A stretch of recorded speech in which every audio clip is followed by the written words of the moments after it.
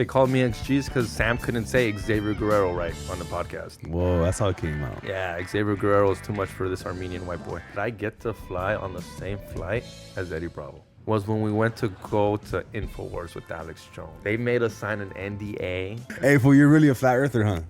This episode is sponsored by Pio's Picos Tacos, located on 3410 Ontario Ranch Road, Suite 2 in the city of Ontario, California. Open 7 days a week from 10:30 to 9 p.m. Embark on a flavor-filled journey at Pio Picos Tacos, founded by SoCal native George Tamayo. Their commitment to quality and authenticity shines through every dish. From mesquite grilled meats to house-infused flavors, their menu is a celebration of family recipe. Remember, savor the flavor at Pio Picos Tacos, where every bite is a taste of tradition. I had the pleasure of actually going to Pio's Picos Tacos right after UrbanCon. Me and the cameraman Jackson, man, we showed up. I ordered a burrito. We got some great food. The service was amazing. The food was incredible.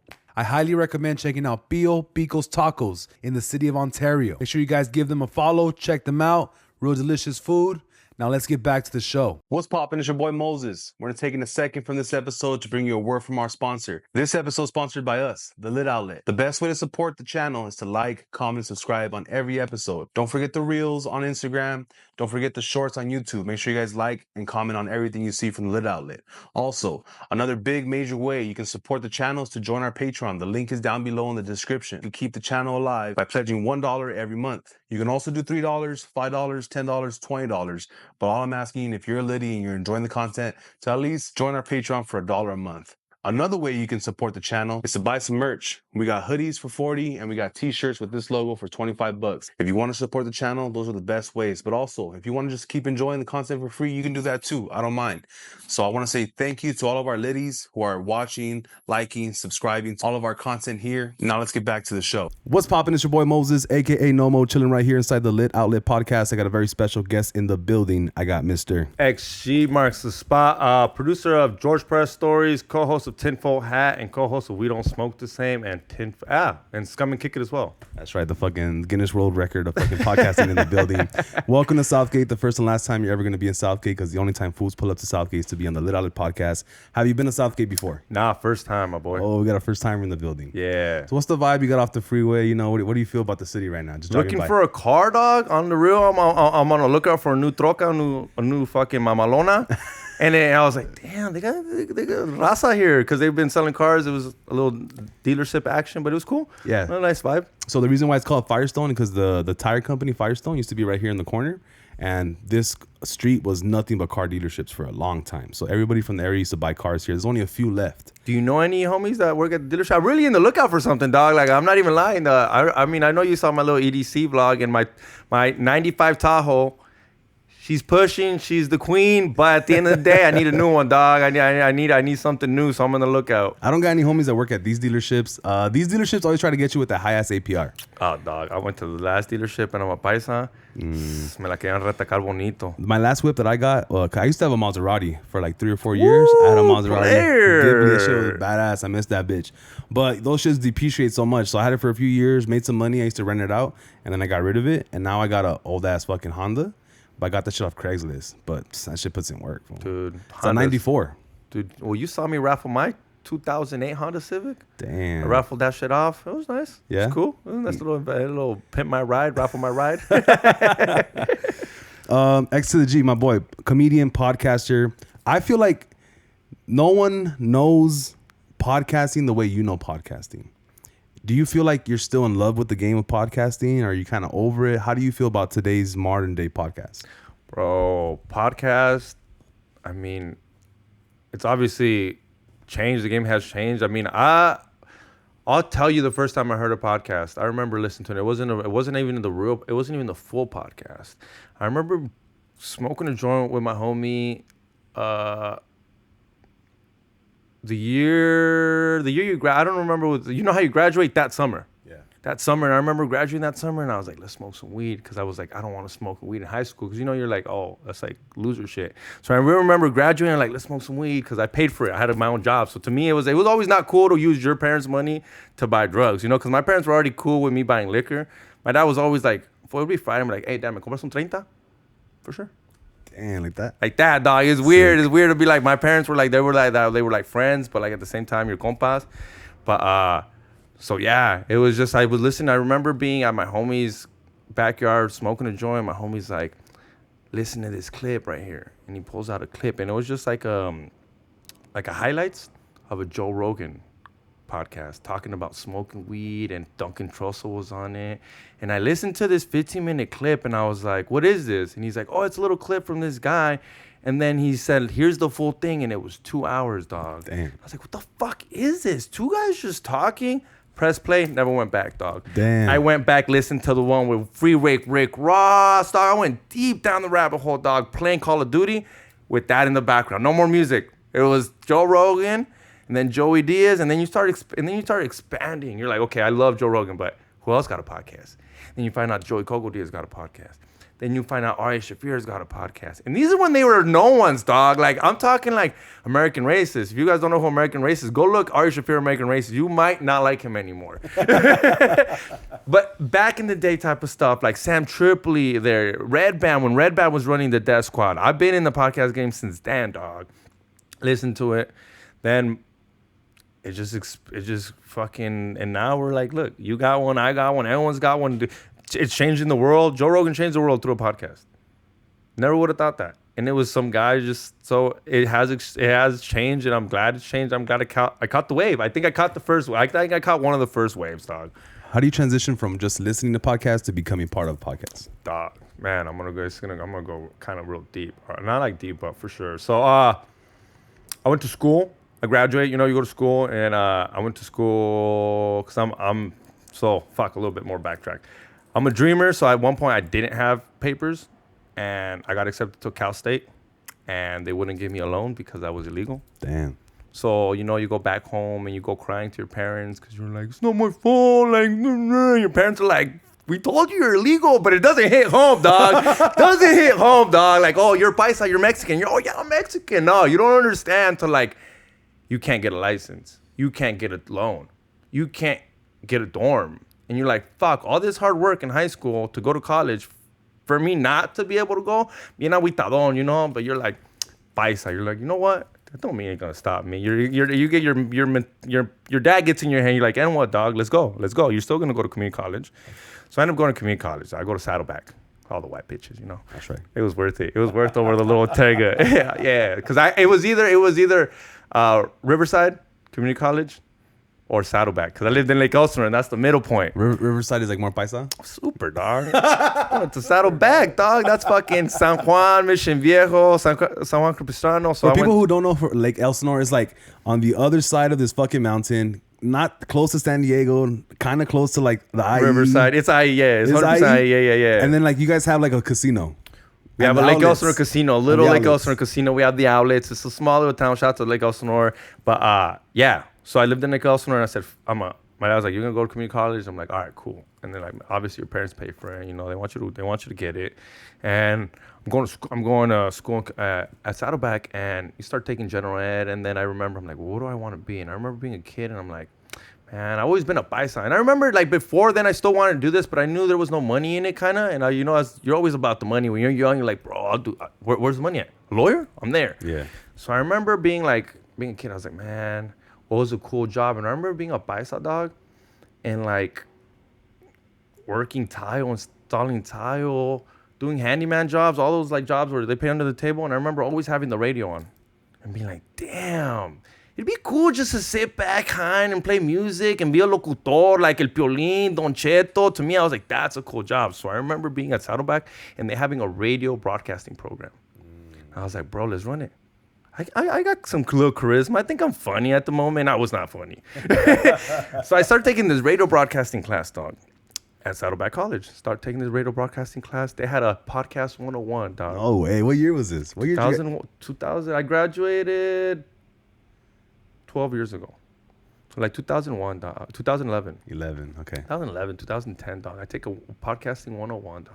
It's crazy, dog. I emailed that teacher today and said, look where I'm at. He hasn't. I don't think he runs that email anymore. But I wanted to just say thank you, dog. Like your little seed got it, dog. Got me interested. So I remember taking that podcasting class. I took the Saddleback. Every community college has a radio station. So I was a locutor there. I'd be like, "What's up? Welcome to OC Rock Radio at fucking Saddleback College. You're listening to Blink 182 because we had to play white people music." So, so I learned all the rock songs, dog. I was playing Sublime. I did that, dog. I was working at Saddleback, and I mean, I was taking the classes, so I become an intern at the radio station. Little intern, I'm working, I'm like learning here and there. And then I'm like, well, can you guys hire me? And again, I didn't see your papers. yeah, dog, agüitadón otra vez, dog. Come back. Damn. Echándole ganas y nada. And then I was like, you know what? At the end of the day, I really don't even want to be a radio host because they have rules. You can't say what you want.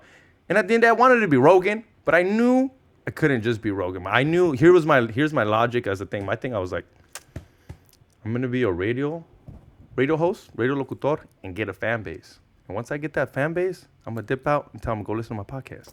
That was always my logic, dog. Is I just knew I didn't know how to get people to listen to me from the start. So I was like, I'll get them from the radio station. I'm like, I'll get them to like me, and then I'm like, yo, I'm done. You guys like I got fired. Basically, I was waiting for it to get fired and be like, yo, come listen to my podcast on fucking YouTube. So that was the goal. And at the end of the day, I was like, you know what? I never even want to work radio. I never wanted to work radio. I wanted to be Rogan, but I didn't know how to Rogan. So at the end of the day, I'm not really taking an L. I'm just got to find another way. I want to start a podcast, so let's do that. Let's do a podcast. So what I did, straight up, no lie, no bullshit, I went on Joe Rogan's list because I said that was my favorite podcaster. Went down the list, found out which comedian lived 30 miles from me, DM'd them all the same thing, dog. I'm a kid in high school. I'm a kid in college going to a radio broadcasting school. I heard you on Rogan's, and I think you should have your own podcast. I ain't even asking for money. I'm asking for a percentage. Hit up. I remember Bert Kreischer got that message. Tom Segura got that message. George Perez got that message. Brendan Schaub got that message. And I can go back. And I was like, look, Brendan Schaub never probably opened it, but he got the message. Damn. And the only fool hit me up because he loved free work was George Perez. George hit me up. He's like, what's up, my boy? And then, like, fool invited me over to his pad. Talked it up. Hey, you really think I should have a podcast? I'm like, bro, you're Mexican. You've been locked up. I don't think there's anybody with a story like yours. And if you haven't heard the story, George's Perez's story is crazy, dog. This fool literally got famous and got locked up for being famous. Like, it's crazy. So I hit him up, dog. And like I said, he hit me back up. I went over to his house once or twice, dog.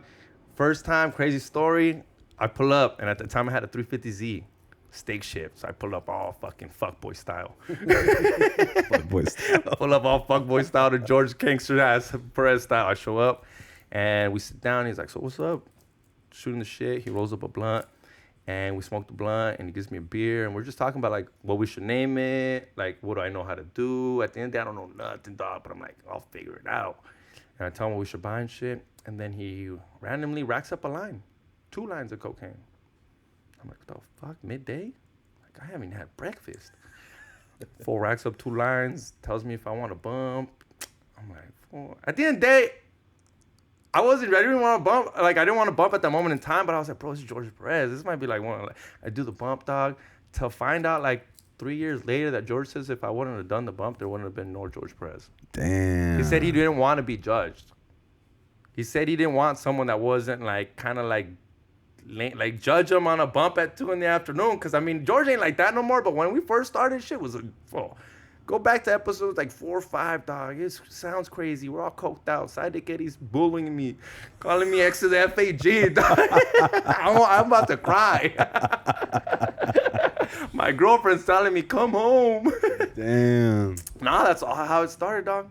All but DMing someone, dog. You were doing yay, or like that was your first time with him? Oh, I had already done it. Okay. I had already done it. Yeah, it wasn't like he broke. It wasn't like he broke my chair or nothing. But it was very never done it in the day type of thing. Like during the day. I do it at raves. I do it I do it like at music festivals. But that was like midday, 1 chela in. Usually like I'm like a couple chelas in when I'm like, where's the bumps? Yeah. Nah, I was sober and like I mean I did it because like I said to me it was still dope, dog. I'm doing a bump with a guest on Joe Rogan. Like to me that was still like I'm still on cloud 9 at that moment in time because I'm like bro I'm close to starting a podcast with someone and that was my thing. Like I tell people all the time is like I kind of knew George was gonna say yeah because George was at 5,000 subscribers where he kind of needed my house but he didn't have enough people to pay. You got to catch them at like in between. You hit up someone that's too big, they don't watch you. Right. The game's already made. I'll give you a percentage of what they already created. Got to get them in between. And it was crazy. It's like I knew George kind of needed my help. He didn't know how to really run Instagram. No offense, George. You know what I mean?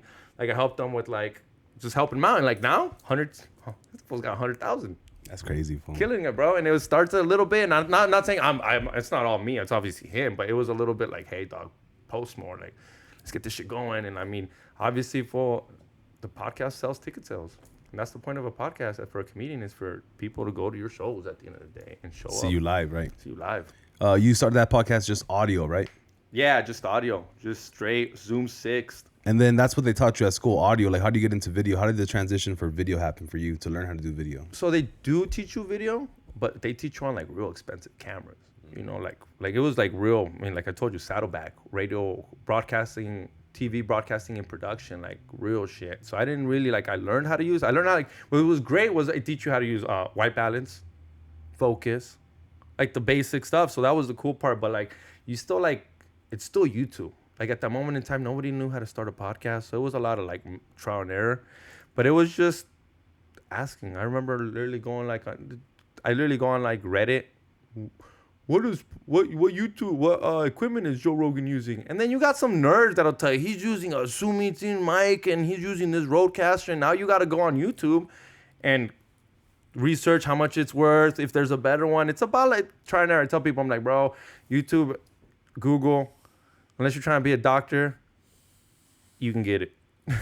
Yeah, I feel like as far as like, my podcast is so small compared to you guys and shit, but everything I know and learn is from watching other podcasters or going on YouTube. Yeah. From a lens to a fucking, the fucking, I don't even know what they're called, like the fucking fraction, the 125, the F something, whatever. F-stop, all that stuff, shutter spot. The ISO, I can see ISO, I know what that means, but like all that little shit really, if you really want to do it, the information's out there, but I feel like a lot of people get stuck on like, it's too hard. I don't even think it's too hard, is they want to look professional right off the bat. Like right now, I could see someone out doing it because you don't have 2 cameras.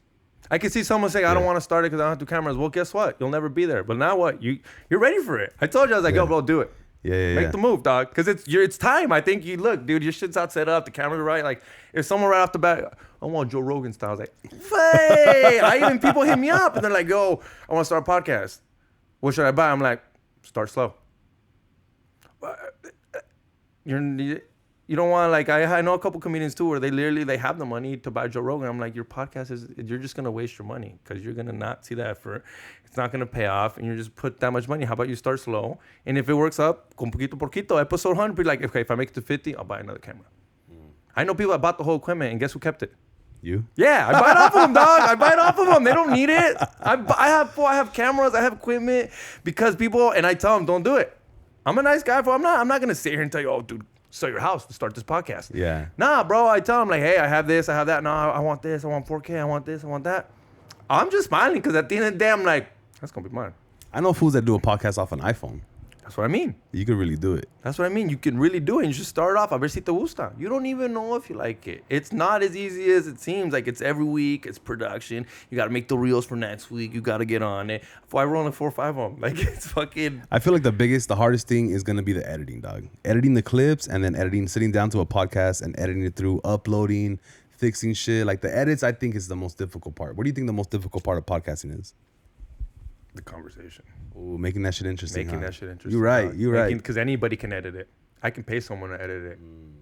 Can't get someone to bring a conversation out. I've had some great. We've had rappers. I've heard Be Real. I'm not even me. Be Real had some great rappers.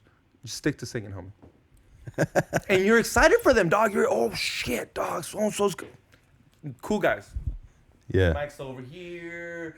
Not talking. They don't want to be politically correct. And I understand. I respect them. And I've also said it. Sometimes stick to music. When you get politically correct, you're losing a fan base, and people are here for your music. You know, we're different. These people want to hear what the fuck our thoughts are. But when you're a rapper, you're like, I understand. Like, hey, keep it on the low. But I mean, it's like they don't bring the content that we want. We want Tim Dillon. We want crazy fucking someone that make us laugh, dog. Yeah. Invoke feeling, invoke emotion. Like when I first started the podcast, I wanted to be like a hip hop. Like I wanted to be the Mexican Joe Rogan No Jumper. Like I wanted to highlight rappers and stuff like that. And I started interviewing rappers and fuck, fool. Some of them are really good. Like, for example, Bozo. Every time I interview Bozo, you guys should have him on the show. This fool gives me tens of thousands. All my biggest top 3 videos are all Bozo because he's older. He's been to prison. He's really killing it right now in music. And he has opinions about life, marriage, things that are not just about music. Like, he has real opinions. But sometimes I get these rappers and like, fuck, for one word answers and shit like that. It's kind of boring, dog. So my favorite people to interview are comedians. No, they like the attention. They like to like, what's up? The stories. They're cool, and I like sometimes like a real job. Like If what? the person wants to talk, like a plumber. I've talked to a plumber, dog, a real plumber, and you ask them crazy, and if they're willing to open, they're like, bro, I've been to a house. Shit was flooded. Shit everywhere. You know what I mean? Like, you get these stories, and this is like real common shit. I've talked to people that like forensic photographers that take pictures of fucking dead people, and sometimes like and you're like, whoa, and they're so like immune to it, where you're like kind of like, oh shit, it's a little perspective on a whole different aspect of life, you know? Because mine's all laugh aloud, LOL. No, some people take pictures of fucking heads blown off. My homie be talking about that, and you're just like, whoa. And those things are also interesting to me, you know, because it's just like the other aspect of like, I haven't heard of something crazy like that. But that, and I mean, I ain't gonna lie, I love talking to conspiracy theorists. I'm a conspiracy theorist, bro. Some of my favorite ones are literally going deep down the rabbit hole. A person that knows about ancient civilizations. Ain't nothing better than going down the rabbit hole of ancient civilizations. Anunnaki. Let's go. Flat Earth? Let's go, dog. You don't believe in dinosaurs? Where? Show me. Hey, fool, you're really a flat earther, huh? I'm not a flat earther because, like, if you put a gun to my head, I'm not a flat earther. But I don't know. Yeah, that's the thing. Even the fools, like, flat earth sounds stupid to me, but I can't prove that the earth is round either. I have never been to space. Like, I've never been up there, you know? I don't know a theory. I don't know a theory to be like, oh, well, here's this theory right here. I don't. I just, even when I'm in the plane, I'm like, it's still looking flat. You get what I mean? Like, even when I want to give him the benefit of the doubt, I'm like, it's still looking flat. But at the end of the day, I'm not a scientist, so I'm going to go with that. But in what I see, if you ask me what I see, what my point of view, What your eyes see, you know, yeah, the eye test. If it wasn't for the phone or a book, I'd be like, oh, this shit's flat as fuck. Because at the end of the day, like, NASA be all like, trust me. We're like, really? I have to trust what NASA says? They've been liars, you bro. know what I mean? Like, we never went to the moon. As crazy as it sounds, like, I can't prove that we did. How do you prove that? They'll tell you, oh, because they called us from the moon. You know we streamed the moon? You know we streamed the landing. You know how crazy that sounds? The streaming goes up when I'm watching FIFA sometimes. When I'm watching the World Cup, the streaming went out for a couple minutes. But we streamed from the moon? Come on, dog. That shit was already pre-recorded. And who was there to watch us land and set up the camera? Seen it. Like, it pans out. You see who put the camera. It's just, and then you ask questions. And this is what I mean. People are like, well, flat earth sounds crazy, right? The reason flat earth exists is because they go on this snowball effect where, okay, you're like, oh, they lied about this, then they lied about that, then they lied about this. So then you're just assuming they lied about everything. And that's when you end up with flat earth. And the ice wall. And the ice wall. You think there's a real ice wall back there? See, that's when I start to be like, man, then it can be flat. But then, I mean, can you grab a plane? I know even if you have a plane, you really can't just fly it wherever you want. I'm sure you can't. I don't think you can grab a plane and just fly straight south before you get somewhere. There's a reason there's an Antarctica theory, Antarctica treaty. Yeah. Why is that? Why do we need what? Yeah, why can't we go there, right? Mr. Beast went there, but they let him go and take this little piece, exactly, right? And they let you go places, and then what? Have you Google Earth Antarctica? Yeah. There's a station there, huh? Mm-hmm. And the Google Earth takes you inside the station. Do you know all the pictures of the Earth from space are fake? They're fake? All of them. Like, what do you mean? You know when you buy an iPhone and it has a picture of the Earth right there? Yeah. That's not a real picture. That's CGI. But no one tells you that. You assume it's real because it's like a drawing? CGI. It's literally AI. AI created that. I mean, you have your computer, but when you get later, type in real picture from space. None. Because they're all perfect circles. Have you ever seen the picture of the Earth? It's a perfect circle. Right. It's not a perfect circle. What are the chances of that? And if there is, that's why I keep going. I was like, well, maybe there is a God. Perfect circle? No, it's like they say it's like a pear. It's not really? Yeah. Damn. Can't be perfect, dude. A perfect circle? That'd be crazy. And that's what they show you is a perfect circle. And then supposedly there's no gravity in space, right? So how would it be perfectly like? Space is like water, no? Like floating. I don't know. I'm telling you, we go deep down the rabbit hole. That's what I love. I don't know. Don't listen to me. I don't know. Go like, but it gets crazy, and I love listening to it. Like, I mean, I'm not even trying to go there right now. But what happened a couple weeks ago? Oh, someone almost died. Who? The president. Oh. Someone almost died, bro. And like, I don't want to go there, but just going down the theories of hearing what people are saying is crazy. Oh, lone shooter is was he inside job, not inside job, and I know some people are like, you entertaining it is like not good because you're giving these people views. But I'm like, I like that they question it because that's why you're in America. You should question. If someone tries to kill the president, fool, we should all be worried and talking about it. That bitch, you saw that the girl, the Secret Service head, she got fired today? Yeah. Oh, she resigned. Oh, she resigned. She resigned. They forced her. They were gonna fire her ass. They were Yeah, on her ass heavy, fool. Yeah, well, the fucking Senate, whoever those people are, the Congress, they were on her ass heavy, dog. I like that shit. You have to hold these people accountable. You have to. Accountable, dog. You fucked up. Look at that. That's horrible. Imagine si lo hubieran matado. Yeah, fool. You know how World War I started? An assassination on Frank Duke on Duke Frank. On a random prince from a super small country, huh? That started World War I. Yeah. How do we know this couldn't have started World War I? Think about China, and they're like, perfect timing to go in. This country's a shit show right now. Russia, perfect timing to go in. Boy, it's this strat. Like, you know the one we got right now ain't working. The World War is a maybe, but for sure a civil war. Civil war. But the white people with the guns would have stormed the Capitol. That's what I mean. When a country's in a civil war, isn't it the best time to attack them? Well, the one country were like, you know what, we're gonna back up you guys. We're gonna give you guys planes and guns. The people that they think they can fucking control, yeah, they will give all the rednecks guns and bombs, and they'll be like, all right, we're gonna link up with you guys. But and I've always said this, I'm not Republican or Democrat, but like, if I'm gonna pick sides, I'm going with the people with the guns. Who got the guns? Just saying, who got the guns, dog? I don't know, but I'm going with the people with the guns. Damn, dog. You know, the whole Democrat Republican thing is fucking tough. As I get older, like I become more conservative. You have to. It sounds crazy, right? Doesn't it sound weird? Like you like your shit. You don't want. I want my shit. Yeah, you don't want to. You don't want to give it I to like people. my rights. Yeah, I'm an American citizen. So what's that whole what is it? A union base. Cuando te dan dinero. Monthly, well, they'll give everybody $1,000. What is Universal income. Universal income. Okay, a fucking idiot right there. Universal income. That does not sound fun to me. Yeah. No, I don't want everyone. No, go earn it. Go earn it. Like what? Universal income sounds crazy. We're just get $1,000 and guess what happens? What about when fucking Donald Trump says that he's gonna send back all the illegals? It's that crazy part where like who, what, when, which illegals, like dreamers. I hope you ain't talking about dreamers because that's me. But we've been here since we were 3. If you just crossed the board yesterday, I think it should be like a 10-year rule. 10-year. If you've been here 10 years illegally and you haven't committed a crime or killed nobody, and you've been kind of like just pay taxes, like doing your thing, you should be able to stay because that's what you're here for, right? But if you're like less than 5 years and you're fucking around, like not fucking getting arrested for like selling fruit, but I'm talking about like real crime, then you got to go. Yeah, I mean, right?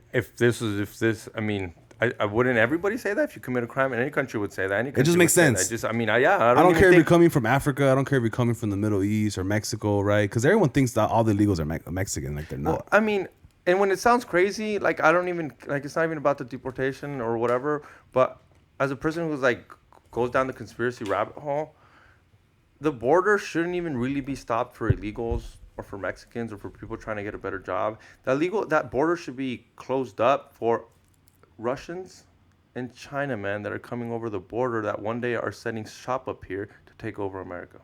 Inside job. You know that fucking think about that, bro. Like think about it, or anybody from the Middle East that wants. How did 9/11 happen? How did 9/11 happen? Inside job, right? The planes from inside. You know that the Saudi Arabia, right, or like Dubai, and all those cities that they're from the desert, and all of a sudden they're big ass cities and there's fucking trees and shit. Those fools ran out of water. So what they did is they bought a bunch of farmland in Arizona that already had water rights, and they cut off the water to a bunch of little towns, and they fucking grow their crops and they grow all this shit and they send it back to Saudi Arabia. Yeah, it's fucked up, no? Yeah, I mean, if you look it up, China's buying a lot of our land. Why is China buying our land? To our bases. Can we buy? Can America buy land in China?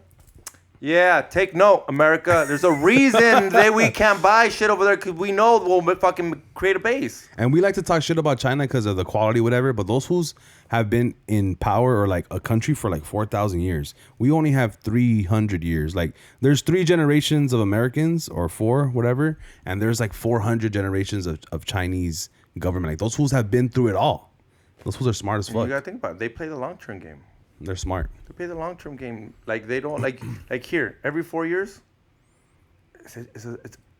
We take 2 steps forwards, And 4 steps back. 4 steps back. Why? Because every year it's a new presidency that has a new agenda behind them. Over there, it's been the same agenda for the past how long? How long has Xi Jinping or whatever his name is been president for? Russia? Decades. And they're like, okay, we gotta take our time. When they say that, I mean the whole. Like, we got hackers and all that stuff. I mean, who the fuck knows, dog? What's in the conspiracy you like? It's crazy because I like them all. Like, I don't believe all of them.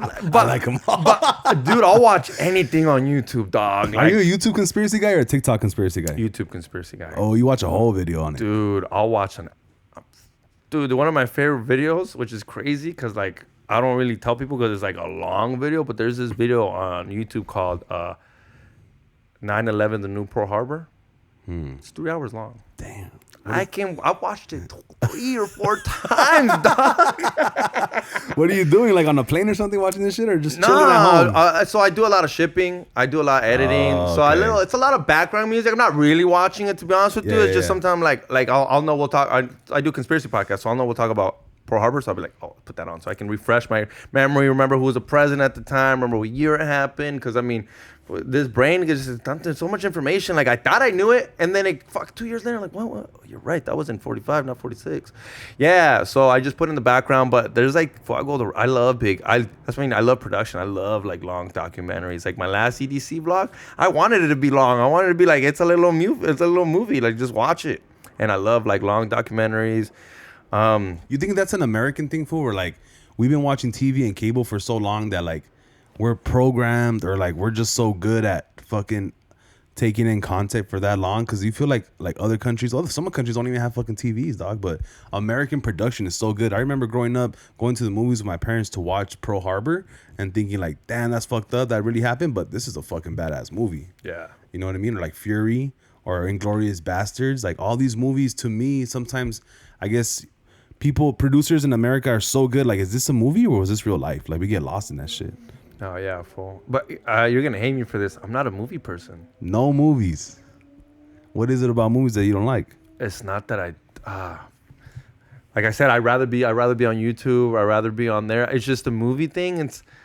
I already know what happened. Like, okay, so people that watch movie more than once, I think it's crazy. But you'll watch a conspiracy shit for 3 hours twice. Because that's facts. That's history. I feel like I'm learning something. I watch a movie. I'm not a hater. Like, oh, that's a cool movie. But like George that watched Blood In, Blood Out 100 times for what? For what? 3 pets on a cot. Whatever. What do they yell? What do Tommy and them yell all the time? And they know it so well and they love it. But I'm not. I'm saying, man. I'm just like, I've already seen it. I know what happens. I've watched American Me a bunch of times. I don't think I've ever watched Blood In, Blood Out the full thing. I've only seen parts of it because that bitch is long. Yeah. Like the only movie I can watch a bunch are comedies. Superbad. I watched Superbad so many times, dog. Yeah. Superbad, Knocked Up, Forgetting Sarah Marshall, like those movies. But like a regular movie, like I can't picture myself watching Pearl Harbor again, ever. I'm gonna be honest, fool. I don't really watch movies like that either, unless like my girl loves watching movies, so I'll watch movies with her. Or like if I want to spend time with both of them, I've been showing my son a bunch of Adam Sandler movies. Like, hey, you haven't seen this movie, you gotta watch it together. So we watched Happy Gilmore the other day because that fool kind of likes golf and shit. So like that's the only really time I'll watch some shit. But most of the time, fool, like my girl be watching Netflix, like all those reality TV shows. I'm like, go to the room, watch that. I'm gonna edit some videos. Watch that shit. Yeah, no, YouTube. I don't know why y'all been. I'm a YouTube baby. I'll give it. Yeah, I've been. Were you a good student in high school? You had like good grades? Decent. Oh, so before I thought I was gonna be a professional soccer player like any other paisa. I thought I'd be a professional soccer player. You were good or what? I was good. So I tore my ACL sophomore year, dog. I tore my ACL. I was good. Like my dad went to my games. That's how good I was. Damn, I actually believed in you. Yeah, man, I believed in me. And they say that all the kids that have a ACL tore, they get arthritis 10 years later. Did that happen to you? I mean, my leg feel. I mean, it's not. It's not. I don't play no more. I'll tell you that much. But is it like arthritis? Like you can't run? I'll let you. I can run, but Yeah? it does crack. It does. It does. I'll let you. I'll show you. You can hear it. Yeah, you can hear it. But so where was I going with that? Oh, were you good at soccer and good at school? Had good grades? Oh, so I went to school, and like I said, I was gonna be a professional soccer player, at least in my eyes. So I kept a 2.8 grade, 2.0 grade average, just to play, you know. Yeah. And then I tore my ACL, and then my dad's like, "No more fucking soccer for you. Échale ganas a la escuela." Damn. So after that, You went hard. I buckled up, and I got my GPA to like I think like a 3.0 or 2.9, and that's why I got accepted to a couple Cal States, but shit. it didn't matter. As we went back to the story.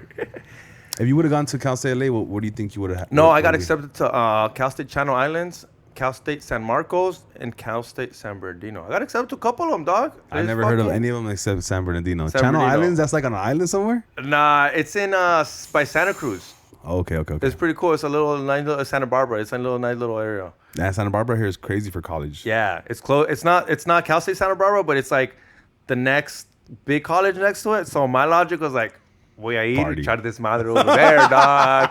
And that's another reason I wanted to go. Oh, here's another thing. I fucking forgot. Another reason I really wanted to go to college was obviously because I wanted to fucking make money. The bitches. But yes, but I didn't know that was part of it till the song "I Love College" by Asher Roth came out. Yeah. And then I asked my teacher, I was like, "Is that for real?" I'm like, "We don't want to tell you guys, but yeah." And I was like, "Well, you should start off with that. You should start off with that. Like, what are you talking about? Like, yeah, you can join frats and this and that." And I was like, "Then I'm in." That was another reason why I wanted to go and le eché ganas. Yeah. Because I thought I was gonna dorm. Like I said, I still thought I had papers, dog. I thought they were gonna give me a loan. So you really didn't know you didn't have papers? Bro, I knew it, pero no pega el 100, no pega el 20, dog. Even when I turned 16 and everybody went to go get a license and I went to go ask my parents for a license, they're like, "You can't." And I'm like, "What do you mean I can't?" They're like, "You're illegal." And I'm like, "Yeah, and I'm Mexican. So are they?" "No, you're Mexican. Yeah. Like, oh, like, I get it, but like, still no. And then like, okay, I was like, okay, I can get a license. Okay, whatever.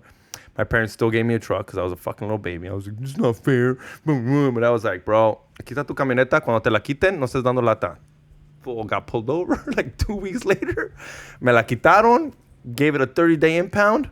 $1,500 to get it out. And I was like, "Truck's not even worth it staying in there." Damn. You lost your truck. That was your truck. Ya te la perdiste. I gave you, as a parent, I gave you what you asked me for. It is what it is. Y se acabó corrido de tu camioneta. Why'd you get pulled over? You're looking young. 16, fool. Bitches in the back. Driving around 9 o'clock during high school hours. Got pulled over. The cop's like, "Your license?" And I was like, "I don't have a license, but I have this." And I pulled out a Mexican license. Damn. And the cop was like, "I don't fly here." Fool knew I was by that. He's like, "Don't have your dad pick you up either because I probably don't have a license either." But that was in Lake Elsinore. Yeah. You grew up in like your whole high school, like from little to high school right there. No, I grew up in Orange County. Oh yeah? What part? Costa Mesa. Okay, how was that? It's dope. Yeah. I was actually I not that I liked it more Lake Elsinore, but I always think where you grew up is your high school years. So I would have loved to grow up in Orange County, like it's Orange County, dog. But it was cool. My dad used to own a lawnmower shop in Costa Mesa. And Costa Mesa is known to be like a lawnmower like city. Like a lot of the people that work there in Santana and Costa Mesa, they do lawnmower work. And my dad was very popular, dog. Because we go to Vallarta's or any fucking supermercado and be like, "Oh, ¿cómo onda, Don Martín, Don Martín, Don Martín?" And I thought it was like super, like I didn't know why, because my dad was the lawnmower mechanic for all these fools. And I just remember being a little kid, I was like, "Oh, my dad's kind of popular. Like, that's pretty tight." And I think I always wanted that vibe. I always thought it was cool. I remember my dad went like, "Hey, tu papá? Hey, tell your dad, I said, what's up?" I was like, oh. But it made sense. I mean, dad was fixing the lawnmowers. You got to be cool with the mechanic, you know? It's got bien con él. But yeah. Why'd you guys move to Lake Elsinore? Moved literally. Why? My 8th grade year. Oh, why? Yeah. Full typical shit. Your parents are fucking tired renting a fucking apartment. They want a backyard for the kids. They want a dog. My dad wants fucking cuts all this grass. Doesn't have his own grass. He said. Oh shit. So yeah, we got a house, big old fucking 5-bedroom house. You know, got my own room, got a dog. It was pretty cool. But it's so sad though. You miss all your friends and shit. But what's cool though, I remember, you know how you're a little brat. You're like, "Oh, I need my friends," and then my parents are like, "How can we make it up for you guys?" And she's like, I want a dog. So they give her a dog. And they're like, what do you want? I was like, I want a computer. These fools gave me a computer in my room at 8th grade, dog. Oh, no. Where's the lotion at? Dog, with Wi-Fi, with everything, dog. And that's what it started the YouTube thing. Like, it's like that. I remember being like, oh, this is YouTube.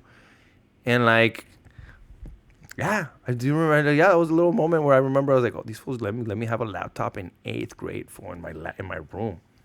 Everyone tells me like, yeah, we had one in the living room, and then you had to like kind of sneak around and go on MySpace. Make sure no one's home. Nah, fool, I was that fool, the last one on MySpace, dog. At 2 a.m, everyone's already asleep. I'm like, okay, I guess no one's on to talk to. You have no hell of me. Online now. Oh yeah, I was online now. Always online, dog. Oh, everybody be like, why are you always online? For my computer is in my room. Like I am always online. That's crazy. But yeah, learn how to fucking code. Yeah, that's just learn how to Photoshop. I remember being so broke where I didn't know I wanted Photoshop, but my parents were gonna pay $30 a month. That's a lot back in the day. I downloaded this. I was doing torrent, downloading LimeWire, downloading some profile called some software called GIMP to do a Photoshop. Like always, like, that's what I'm saying. Like now, like my mom's like, no wonder you fucking work on computers all day, because ever since you were a little kid, you were just in the room. I mean, well, other things she didn't know. Half the time you're doing something else. That's crazy. Yeah, you have a podcast with Sam Tripoli, huh? Yeah. How'd you meet him? Damn. So we got to go back to the George. So you know how I was working for George, right? I met up with George, and we ran that podcast for like 6 months or so. And I remember listening. Like I said, right now, I'm gonna get out. I'm gonna be done with this podcast. I'm gonna get in my car and I'm gonna listen to a podcast on the way home, dog. So I'm a podcast fiend. I'm a podcast whore. And I remember working for George and listening to Tinfoil Hat, because I've always been a conspiracy guy. Before they were cool, before fucking Sam Tripoli, I used to listen to La Mano Peluda. You ever heard La Mano Peluda? It's like coast to coast, but the Mexican coast to coast. So it used to be a radio station back in the day that me and my dad used to listen to, La Mano Peluda, and people would call in and talk about ghost stories, fantasmas, y el diablo, and all this stuff, dog. Conspiracies. As a little kid, I was into this shit, dog. So I remember always listening to him. Like I said, I listened to Rogan's, then I started listening to everybody else, and I've always listened to Sam Tripoli because I was into conspiracies, and he's a conspiracy guy. Listened to conspiracies, and I used to love his show. I loved the show the way it was. It was him and his co-host, Off the Grid Ryan. Used to love it. Great dynamics, cool podcast, cool vibes. And then one day I'm listening, and I hear Sam Tripoli say, "Hey guys, me and Ryan got in a fight. He's not going to be part of the show anymore. If anybody wants to help me, here's my email. Let me know. Whoop-de-whoop." I paused the podcast, called George. I'm like, "Yo, dog, you know Sam Tripoli?" "Yeah, that's my boy." I'm like, "Dog, I need to meet him. Like, he's looking for a co-host, and like, you don't pay me, so can you introduce me to him?" And he's like, "Set."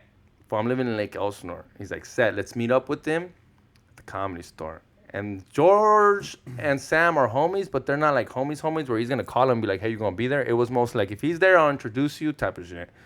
And I'm like, I asked George, like, "Hey, are you going to be there this Saturday at the Comedy Store?" And George is like, "Yeah." He's like, "Sam's supposed to be there." I drove 2.5 hours hoping to run into this dog. Hoping. I see Sam and like a little kid. I'm like, George, Sam's right there, dog. So George's like, "All right, dog, all right." And he goes over, he's like, "What's up, Sam? Long time no talk." And they talk a little shit. And then George's like, "Hey, this is my boy. He produced my podcast." And I'm like, go up to Sam. The night before, dog, I watched every documentary I could watch because I thought I was going to get tested, you know? Thought I was ready for any questions. Fool's like, "Hey, what's up?" He's like, "Mexican?" I'm like, "Yeah." And I don't know why he asked me that. "You Mexican?" I said, "Yeah." And he's like, "Cool." He's like, "You want to help me on the podcast?" I said, "Yeah." And he's like, "All right, here's my number. Here's my address. See you there at 2. Damn. Dog, I was there at 1 o'clock, dog. You're there early. Early, dog. Ready. I was like, what topic? Fool, I do all the research. I was ready, bro. I didn't even talk one word on that episode. No. I was all nervous and shit. But, and that's it, fool. And it's been, yeah, I tell people, take your shot. Take your opportunity. Don't be scared. ¿Qué te va a decir que no? I know it sounds weird when I'm telling, like, what are you going to say no? For real, what are they going to say no? All these were, I hit up George Perez on a DM. Could have said no. All other 3 comedians said no. They never hit me back up. They left me on red. I don't know what happened. Cool. Wait it out. And then I fucking saw Rogan, and I saw Sam. Hit up Sam. Another opportunity that just happens out of fucking nowhere. How did I do stand-up? Fools just ask me. I've always thought stand-up's cool. You know, I always think it's cool. Oh, I wish I could do that. But I couldn't even popcorn read in high school. I didn't think I had the power to fucking Stand up, do public speaking, you know? Because I was nervous. No puedo ni leer. English is my second language, bro. I was so nervous to read in front of these fucking people, dog. I was like, fuck, I'm next. I'm already reading before, so I don't mess up. So I was always nervous, and like I said, it was always take a shot, take a chance. And I remember Sam asking me, hey, you want to do stand-up? I'm like, no. What are you talking about? He's like, come on, dog. I need someone to open up for me in New Jersey, and I'd rather pay you. I'm already paying you. I'd rather just pay you. I'll pay for the flight and everything, and we go. And I'm like, nah. And he's like, I'll help you out. I'm like, nah. I'm not, fool. Like, it's nerve-wracking. And then at the time, I used to be a server. I was serving tables at a restaurant, hourly, getting paid hourly, right? And when he told me, I'll give you $100 for 10 minutes, there, dog. $100 for 10 minutes, dog. I work hourly and I don't make $100 en la pinche hora completa. Yeah. Hourly, plus you're gonna pay for my hotel, my flight to New York, to New Jersey. Like, I couldn't say no. It was that thing where I'm like, bro, you're putting me in a position where like I'd be an idiot not to. Yeah. So I did it. Went up there, didn't kill, but got some laughs. And I got that fucking that comedy bug where you're like, oh shit. You freestyle there? Or you had some shit written? I have some shit written, and I have it still recorded, bro. I heard it not too long ago, and it's so cringe, bro. I'm over there talking like stupid jokes. Like, I remember one of them. I was like, why are you gonna tag your friends if you don't want me to hit them up? It's not even a joke, dog. It's just creepy motherfucking shit. Just being a creep fuckboy on stage. Be like, what's up, bro? How's the comedy road, fool? Is it like glitz and glamour, hella bitches, hella pussy, or is it like, is it work? Is it real hard work? What do you think? So, and that's the thing. I don't even like to call myself a comic because it's a craft. And I gotta appreciate the craft. I don't go up as much. Even me when I said it, and even when you called me that, I'm like, I'm more of a podcaster, I'll be honest. Being a comic to me is you have to go up on stage at least 3 or 4 times a week. I podcast, and I don't think it's equivalent, but I do get my own, I know my premises because I'll rewatch my podcast, and I'll see, like, we have a live chat. When people are laughing, I'm like, oh, that's a bit right there. That's a joke right there in a weird way. And it doesn't work out the same, but I see that there's something there. It's not the same. That's why I got to give it to him. And it's funny because one of the craziest fucking insults I've ever had that makes me laugh because I'm like, it's kind of true. They called me the Brendan Schaub's of conspiracies. The Brendan Schaub. Is that a compliment or is that a diss? I find it as a compliment, but they're trying to diss me. Fool, Brendan Schaub to me did what he had to do, killing it, bro. How come fools hate that fool? Huh? Why do people hate? Because they're haters. That's a hater, bro. Like, you wouldn't take the opportunity if Joe Rogan. You wouldn't take the opportunity to do stand up if Joe Rogan asked you to. You wouldn't take all these opportunities. So they hate that fool because he's a comedian now, but he got like supposedly like.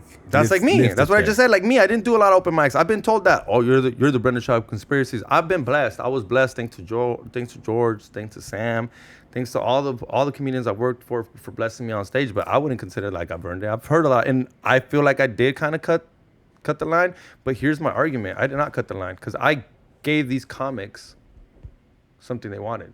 Yeah. I brought something to the table. Might have not been me being funny or comedy, but I brought them ticket sales. I brought them shows. I brought them reels. I brought them other time. That's why I tell people, I'm like, I've also said, I was like, do you really think a comedian wants you to be funnier than him? You think he brings you on for you to be funnier than him? You gotta bring more to the table. You gotta help out with merch, help out with reels. You gotta be part of you gotta add to their show. Not you're hilarious. What? That's his job. Yeah. You know what I mean? Like, yeah, he wants you to be funny because that's part of the joke, but you got to bring something else to the table for you to be part of the crew. And I think that's like, you asked me, I do bring a lot. I bring a lot to the table. Like when I go on the road, I handle merch. My job is to sell all the merch. That's how we buy my tickets and my hotels. Like they look at me like, hey, you sell merch, you come back on. And I know, and that's what's dope. And I make sure I'm like, I'll be like, hey, if we don't sell these t-shirts, and I start being funny with it, I don't get to go home. And people laugh. Like, all right, give me another t-shirt, dog. So it's part of being part of the crew. It's part of being fun. Like with George, you know the shit I get from George. It's not fun in games. I live with George. That was a whole that's fam. How long did you live with him? Like most of the pandemic. Damn, like 2-3 years? 2-3 years, dog. How was that? It was dope, dog. $300 worth of rent. Free weed, free liquor. Free weed and liquor? Yeah. Not like you couldn't just grab it, but if there was a beer, and you can't get fucked up, but if there was a beer in the fridge, you could always grab one. Nunca se enojaba. Like very like I'm not gonna say like a father, but he never treated him like a roommate. There was never like, hey fool, don't eat my food. It was always like, And then me too, I would go buy shit for the for the crib. But it's very cool, like very cool. Like he became fam, and he was before that he was fam, but he was cool living with George. I feel like that fool is a really cool ass fool, right? Because he's Raza and like Cholo, and we all have family members like that. But like, I get it that he has to kind of like make fun of you and talk shit and be funny on the podcast. But I feel like behind the scenes, I don't know if it's true or not. He just seems like a cool fool. Oh, bro, great dad, great homie, great person. Like he's a good person. Like he got the not the key to the city, but he got recognized by LA County or what. He had I'm fucking up what he got, but he got recognized by the city, and you don't give that to no like not a good person. George's a good person, dog. He does a lot of like autistic, like like comedians do like fundraiser shows. He does a lot of those, and I mean. Sounds weird, but like to me, it's cool. We'll be on the road, and then he'll randomly like, "Hey, give that fool a free T-shirt." I've seen him once or twice, and to me, that's a good person in general. Like he is a good person, and like, I mean, he's still a gangster though. I ain't gonna lie though, dog. At the end of the day, dog, George don't fuck with George, dog. George is a G, dog. George's been a G. George's done time. I've seen him once or twice, dog. A little loked up, and I'm like, damn. It's still in him, dog. The dog's still in him, man. Yeah. Shout out to George, dog. If you want to go see him, go to TJ Showgirls and TJ Stanton's Daytime and go get a lap dance. Have you been up there? Yeah, dog. To watch him work? Dude, it's the best, dog. Yeah. When I used to live with them, people used to text me like, can you bring us lunch? I'm like, what do you guys want? And he'll send me the list, and I'll show up, and I like get there, and I like give him lunch, and they give me money, and then like, go sit over there. Go sit over there, get a lap dance from one of the females, because I just brought them lunch, and George's like, go give a full lap dance. He just brought the crew lunch, dog. So to me, I was always with it. I was like, lunch, let's go. Free lap dance for lunch. Sounds like a dream, dog. Yeah, it was cool, dog. Like, he has a dream job too. Yeah. I mean, think about it, dog. During the day, he's a DJ at a strip club, making pretty good loot. Yeah. Then at night, he's a comedian at the Comedy Store, kicking it. And then he can go as hard as he wants because he don't have to show up to the strip club till like 11 or 12. Worst case scenario, you can call in Sidekick Eddie to cover him. Yeah. That's dope. Like I'm like, bro, that's a nice little fucking setup right there. Looking at Panocha all day and then making people laugh all day. I was gonna say, like, it's one of those things where even if you make millions of dollars podcasting and comedy, like, do you really want to quit your strip club job? Like, I don't know. That sounds like a cool job. Exactly. And I mean, in his defense, anybody listening, I'm like, if you don't know, he gets a lot of his content from working there. These bitches are funny, bro. They're disgusting. They're gross. They got content. They're funny, bro. They got stories. Like, he comes back and like, let me tell you what I heard. If he didn't have that job, you think he'd have those stories, that content to tell? Right. I think it's amazing, bro. Like, I've heard some shit. I've met some of these strippers. Dude, living with George made me dislike strippers just a little bit. Like, as far as dating them or just regular people? You meet them and you like actually get to meet them off stage, and they're like, nah, there's something wrong with them. Obviously, you're like, damn, girl, that's why you're up on stage. Like sad, yeah. Like, oh shit, this isn't fun and games. Like, you're really a druggie. Like, you go hard on the paint. What do most strippers do? What kind of drugs? They'll drink. Before they drink, they numb that shit out. Oh, they just sell pussy and shit. I have homies. Some of my homies are paid strip club regulars. I don't know how these girls dance on these fools. Disgusting, bro. They're numbed up. They have to be, bro. One of my homies, you've heard of a Magic Sauce. Sorry, Magic, I'm gonna burn you out right now. Magic Sauce, bro. Sometimes he smells. He smells from across the car. Sometimes he smells. From across the car, I can smell him. Damn. I'm like, bro, this kind of smells. Sabaco and shit? Yeah, he just been out all day, just been out and about. It smells. And my thing, I'm like, bro, you're not embarrassed to like let a girl smell you? He's like, they can't smell me. I just gave him cocaine. Bro, that's cheat code. Yeah, it is. I'm glad he's a little bit fucking self-aware, but at the end of the day, I'm like, that's gross, bro. But yeah, you meet these girls and you're like, some of my homies are strip club regulars, and you're like, bro, shout out to whoever fucks you and hooks you up, because that should be illegal. Hey, for a minute there, Sidekick Eddie stopped going to the pod, no? Yeah, he hasn't been in a while. Why? What happened? Work. He's just been busy. He got the good shifts. That Monday night shift pays, dog. Oh, and so that's when you guys record. Yeah, we record Monday nights. You know how it is. Podcast, you don't really. It's not like not lucrative. Not lucrative. Ain't no one fucking cashing out unless like you're like Rogan and stuff. So for Monday night shift at TJ Showgirls, rack up $200-300, easy, 400 maybe. How do you like the girls tip you when you're the DJ? Is that what it is? Yeah. So they tip. They got to tip the DJ. Got to tip the door guy. Like I think 10 or 20% of their money. Damn. Yeah. Is there like there's like fine ass girls at that strip club, or it's kind of like in the middle? Or there's all bad girls. There's all of everything. I tell people there's always that one hot chick. There's always that one hot chick at all shifts. Then there's the chunky one. Got a little variety of it all. Obviously at night it's way better. Yeah. Night's way better. Way better. Let's talk about your favorite co-host right now, E-Zone from the We Don't Smoke the Same podcast. I feel like, you know, Shout out to Propan. Shout out E-Zone. I've seen you on different podcasts with different co-hosts, right? But I feel like you fools have the best dynamic, the best relationship, because you fools go in hard on each other. There's a clip you fools just dropped like yesterday where you fools are pissed, or you were pissed at him for some shit. How is it, fool? Like, you fools really be getting mad at each other? Bro, there's been times where if he wasn't so big and I wasn't so skinny, I think we would have gone at it. Think so? Yeah, because it's unfair. Like, he's bigger than me. Like, where I know if I swing at him, not that I ever wanted to, but there's been times where we do argue. Like you said, sometimes it goes off, it gets crazy. But we've been doing this for 500 episodes, so it's a matter of time. Like, me and George, we've gotten arguments. Happens. Nothing crazy, but me and E-Zone have been. And we're at the same age. We're like, George, I respect. And not that I don't respect E-Zone, but I don't think me and George would ever fight. Like, I don't think he'd ever swing at me. But me and E-Zone, we're just at that. We're at the same age where I'm like, well, fuck you, dog. And Ray's y'all like, yo, calm down. And he's also a little clout chaser. So he's got me a couple times where I'm like, don't post that. And then he posts it, dog. And I'm like, bro, stop trying to be fucking Adam 22 when you're in your clout chasing moments. And Yeah. Nah, but we do have a love-hate relationship in a way. But, I mean, we're homies, dog. Like, at the end of the day, like, the other day, like I said, I've been trying to get a truck, right? And he told me to accept, he sent me a reel, and he's like, accept the collab. And I was like, my bad, dog. I was like at 1%, so I wasn't checking my phone. And he's like, all right. And he's like, good luck on the truck tomorrow, by the way. And I was like, oh, I didn't get it, but good looking out. And then I was like, love you. And then he was like, love you too, Heina. So it's like, Mo, I was thinking, it's always like, you always gotta, but it's that thing where like, we're homies. But it is, not how it is. It's full. We record 3 times a week. Yeah, you supposed to be putting in work right there. Yeah. And it's just sometimes we argue, sometimes the guest lags, and I'm the one who booked it, so he wants to take it out on me. And it's like, bro, I can't fucking help that he canceled. And he's like, what? We moved it.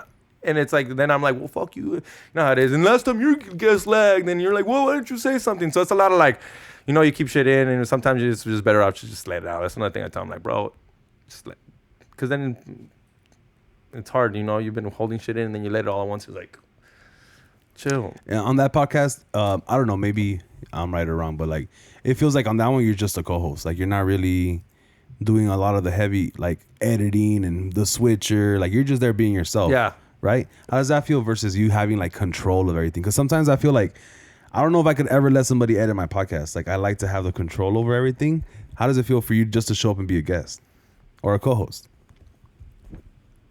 It lets your mind, like, I can put the story. Like, when I'm on George's and I'm, like, moving the camera around, George asks me a question, I'm in the conversation, but I'm not in it because I got to look at the camera. I got to check the audios. I got to check the visuals. I got to make sure George's paying attention. Like, a lot going on. And then I get hit with, like, what would you name this, X? And I'm like, and I got to come off the bat. And that's why, not that I don't think I'm as funny, but it's harder for me to be funny on George's than it is for me. You know, we don't smoke the same. Because the whole time I'm like, all right, my turn. I'm like waiting for my turn to talk.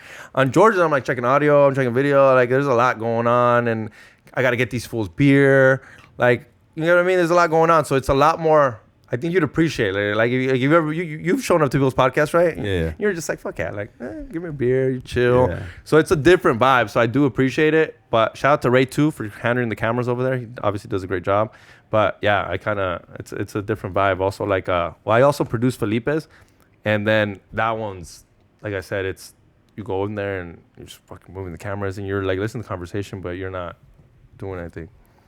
You also have a podcast, Scum and Kick It. I think the fucking name is fucking crazy, dog. Scum and Kick It is a fucking... Once I saw it, I was scrolling, I saw it, I'm like, wait, hold on. What did I say? The Scum and Kick It? Tell me more about the Scum and Kick It podcast. I haven't really had a chance to watch a full episode, just like clips and like pictures and shit. So Scum and Kick It is... it's a show... So like... And nothing is like... We don't smoke the same, but We Don't Smoke the Same. It's kind of like... keep it cool because we got a guy who's married. Izon's got a lady. Ray's got a lady. So we don't really go hard on like the females. And if you know my homie Scumbags from fucking his clothing brand Scum, he goes hard on the females. And I kind of do too, but like not as much as him. Like I look, like if you watch the podcast, I look like a gentleman compared to him, dog. And I am not. I wouldn't consider myself a gentleman. Like I mean, I've had my bad moments. I've been fuckboy. Ya se me quitó. I got a girl now, so I'm trying to keep it chill. But we're like, I still can we talk shit, and it's a good fucking podcast, good dynamic, and it's just me, him, Scum and Kick It, and he's a bachelor, bro. He's like a real, like no, and every time I say that, I have to say no offense, but he's a real scumbag. Like he's a real scumbag. Like fucks OnlyFans chicks. And he doesn't take them out to like real fancy dinner. Takes them to La Lonchera downstairs to get tacos. Sick. And they're cool with it too. And that's the thing is like they know what they get from him. And these females sometimes want a fucking guy que le vale verga. You drop him and like I'm like damn. And he sends me and like sometimes you think it's cap. And I've seen some text messages. I'm like, fuck, dude, that's what's up, player. Get it. And like OnlyFans chicks like hooked up some shit. I'm like, bro, you got that? That's what's up. But then, man, you listen to podcasts. I'm like, I'm not trying to bone that either. It comes with a lot of fucking other dicks that been in there. My homie's like, don't think like that. I'm like, oh, shout out to you for not thinking like that. But no, it can't be me. Which one is your favorite podcast out of all yours? Dog, it's so hard to say because, like I said, it's just they're all their own thing. Like there's nothing better than Tinfoil Hat. The week after Trump got shot, dog. I am excited to go listen to Tinfoil Hat and go excited to whatever guests we come on because they're going to come in with the rabbit holes. And there's sometimes where like I smoke a lot of weed and I want to hear about Anunnaki. But then again, I love weed. We don't smoke the same. Every time I show up, we got mad weed there. Izon's always fucking Santa weed daddy. He's got the best weed, always hooks me up. We always got great guests. I can talk a lot of shit on there. That one I get no holds bars. That one's fun. And then, dude, nothing better. Like I said, there's nothing better like all of them. Like also, if I don't go to 2-3 weeks away from George, I'm like, yo, dog, come on, let's kick it. He's just funny, homie vibes. I love Tommy. As much as we hate on Tommy, there's no one like Tommy, dog. Le encanta cantar el ambiente, ese pinche mentiroso. I love that boy. He's the biggest liar I've ever met, bro. But he's funny. He's blood in. As much as I don't love blood in, blood out, I love his blood in, blood out quotes because he just knows when to say them. Like, he's, like, waiting for this blood in, blood out quote. Like, oh, this is the time to say this quote. And I love him. Hey, that fool recently did a skit with Concrete, the McDonald's one. Yeah. I've never seen him do a skit before. Tommy, that fool killed that shit. Oh, he killed it. He might have a fucking... If they keep doing it together, that fool might... Oh, he's for sure going to be a staple in Concrete's fucking arsenal. Yeah? He's going to be a staple in Concrete's arsenal. Oh, if Concrete's going to pull that four out randomly, like, I can use Tommy right now. That fool did and good. use him. No, Tommy killed it. Y como que parece que ni le echó ganas el cabrón. So I was very cool, very confident. happy for Tommy. How, are you going to be using your app today? I'm like, he killed that shit, dog. And I bet you a lot of fools that don't know like the inner workings or have watched him on podcasts before, they probably don't even know who he is, you know? But me, knowing him and seeing him on your podcast and your podcast, I'm like, damn, that fool really killed that shit. Bro, he's another fool. Like I said, he kind of earned it. He came on our pod. He came on, I mean, shout out to Tommy. I'm going to give you a little. He got to start with George, right? I'm going to give him a little plug. This is how it happened. This little motherfucker came in. So we used to have George Perez Stories, right? And this was like before video. So this is like, I don't know, for sure like before episode 100, 150, I don't know. But Tommy came around first at Ezo. And then Tommy had this weed company called BZZT. He used to sell weed and he used to have this weed company. So he got George like that. He's like, George, can I sponsor your podcast? And George's like, what do you mean? He's like, bro, I'll give you free weed every week. Just say you're smoking BZZT. And Tommy was like, George was like, dope. So Tommy would come over and bring some weed over for us to smoke. And then we found out he was the homie, right? So eventually we're like, you can kick it. So he'd kick it and he'd watch us record. And then he'd say some funny things. And then we're like, yo, give this motherfucker a mic, dog. Give this motherfucker a mic, dog. And we gave him a mic. And fool never let the mic go, dog. Damn. He never let the mic go. And like I said, killing it. He'd come every so often. He'd come every 4 episodes, every 5 episodes. There was like 3 months que no venía. And then he'd come on, and then he started doing stand-up. And now he's like a co-host on GPS, dog. People love him. If you don't come on, there's more. If you don't come on, there's more there's more question on why the fuck is Tommy, or did we hate on Tommy than about George and me? Sometimes we're like, man, this podcast is ours. No, but they love Tommy, like, cause he said he's charismatic and he's a humble person. At the end of the day, is buena persona. Yeah. So at the end of the day, shout out to him. Shout out to Concrete too for putting the homies on. For putting the homies on, for real. That was dope. Yeah, that's fucking got crazy. 1 million views. A million? Yeah, I haven't hit 1 million yet, so I'm a little jealous. I ain't gonna. As much as I'm giving the love, I got 1 million, dog. Shout out to dope. him. Cause now when someone says I went viral, and if it ain't hit 1 million, I'm like, hey, you got some clout. That's not viral. 1 million to me, 1 million now. Cause 100, yeah, no, it's not. 10, and then everyone's also getting like 10 too. it has to be 1 million like over like maybe a month. Yeah. If you go 1 million after 10 years, it's like, okay. Oh, yeah. It's not really like the same thing, right? Yeah, no, but. Yeah, but I feel like we're all looking for that viral clip. We're all looking for those views because that's kind of like, other than the money, you know, from sponsors, like the views is kind of where it's I got at. a question for you then. What? Has there been a clip that you made, you're like, this one go viral? Because I've made one where I'm like, bro, it's going to get some views. And then it got some traction, but I was like, what? Tawitadon. I'm sure you made a couple videos where like, or it just, they didn't flop, but you didn't do that. Because you make some good reels, dog, where I'm like, and you get the right moment where it's like, oh, I got to watch the rest of this. Yeah. And sometimes I make them, dog, and I'm like, for real? Yeah. Like that seemed like that was gonna slap, and then you make some of them that aren't gonna slap, and then they fucking slap. That's It's just the the thing, algorithm too. I dog. don't even get the. A veces ni le entiendo. I feel like it's fucked up that it's not like do this, do that, and you're good. Do this, do that, and you're good. Like it's like almost like when they feel like it, they'll promote your shit. But I feel like sometimes in TikTok I get stuck in this 200 and 300 view jail. On Instagram I get stuck in this 1,000, 2,000. No matter what I do, how good the clip is, it'll only get this many views. But then sometimes, like, that bitch will go off. I have a clip with Mohawk Matt. He's from the San Fernando Valley. And this fool, I fucked up the camera settings where it looks fucked up, grainy, looks stupid. But this fool just talking about the valley, how it's crazy just like LA is. Till this day, fool, I get like 20, 30 comments on that shit. And it's almost like a year old. And to me, I'm always like, oh, I gotta make the quality look good. I gotta make the edits look badass. And now it wasn't up to my part, like how I like it. But that shit took off, dog. And that's the shit that pisses me off. Like, is this what Instagram wants? Like fucked up, grainy ass videos, you know? Like, but that's how it is. Fool. It's really the topic, you know? Yeah, like right now, like I started my my own vlog, cause like I said, like you said, I'm a co-host to everything. At one point, I was like, man, I can technically get fired from all these places, and I don't have my own channel. It's kind of how I looked at it. I was like, damn. So, and then I'm like, I've been doing it for, I was like, man, I'm gonna start my own thing. So I started my own like music festival / hanging out with the homies vlog. So I started, my first one was EDC. And I went hard with it. I got video production made, whoop-de-whoop. And I just have a feeling like it's gonna be a whole different thing. And like I said, I'm trying to expand on the whole thing. I'm trying to like go deep sea fishing with the homies where it's like different. It's just not podcasting, because I think I do enough of that, dog. And tanto hablar, and I just want to go out and see different shit. Yeah, especially if this job or this world, this media world can like allow you to do fun, cool shit and monetize it. I think to me that's a big win-win. Like, do you feel like, how do I say it? Sometimes I feel like we're prisoners of Instagram, YouTube, and whatever social platform where, like, if you get banned off one of whatever your biggest channel is or biggest platform, like, how are your fans going to contact you? You know what I mean? Do you ever think about that? Bro, you have no idea what happened. Was this... I think it was during the pandemic. We were posting crazy shit that we shouldn't have been posting. On what? Instagram. What account? On Tinfoil Hats in mine. Okay. And Sam Tripoli was posting a lot of shit. Anti-vaccine, fucking Wuhan, don't wear the mask, whoop-de-whoop. And you know how Instagram was going hard on the bans during that time? Well, Sam Tripoli got his account banned. Damn. Like, deleted. And he was all upset, whoop-de-whoop. Mad at you? Huh? Was he mad at you? No. He posted on his own account. So I have Tinfoil Hat that I run. And then he has their own personal ones, because sometimes they're maniacs on there and they have their own personal fucking DMs that obviously I'm not allowed to see. So they have their own, like Sam Tripoli's, that's his. Tinfoil Hat I run, he does too, but I don't have no control on Sam's. But he posted something and it deleted his account. And I was like, what the fuck? And then he got it back. I'm like, oh, that's what's up. Got it back. And then like 2 weeks later, dog, my account gets deleted. Damn. Well, at the time I had like 20,000 subscribers.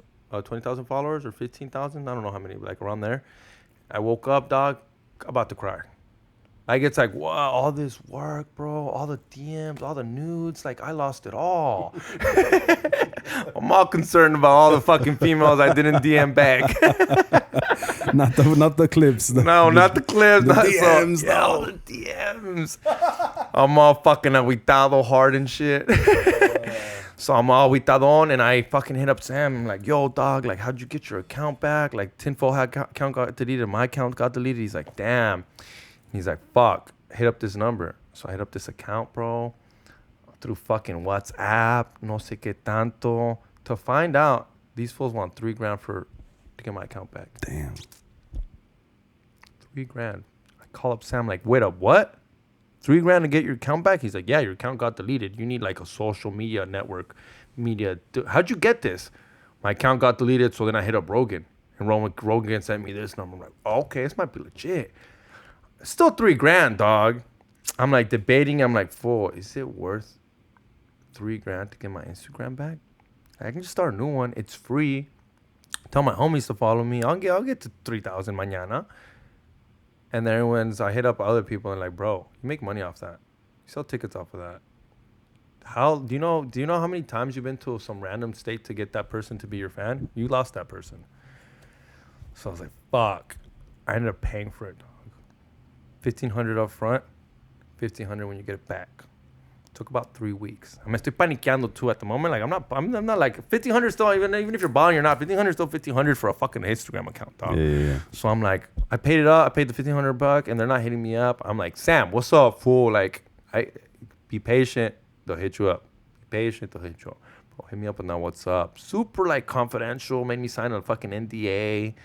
Fucking got my Instagram back. Behave. Follow the rules. We can't promise you it won't happen again, is what they said. And that was it. Got my account back.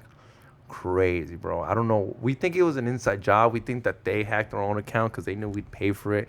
We don't know fucking know, dude. But I had to pay $3,000 to get my IG back. Damn. Until this day, do you feel like it was worth it? 100 with both accounts, I'm looking at 120,000 subscribers, 120,000 followers. Would you pay $3,000 to get 120,000 followers? Yeah. Real ones that comment and shit. Yeah.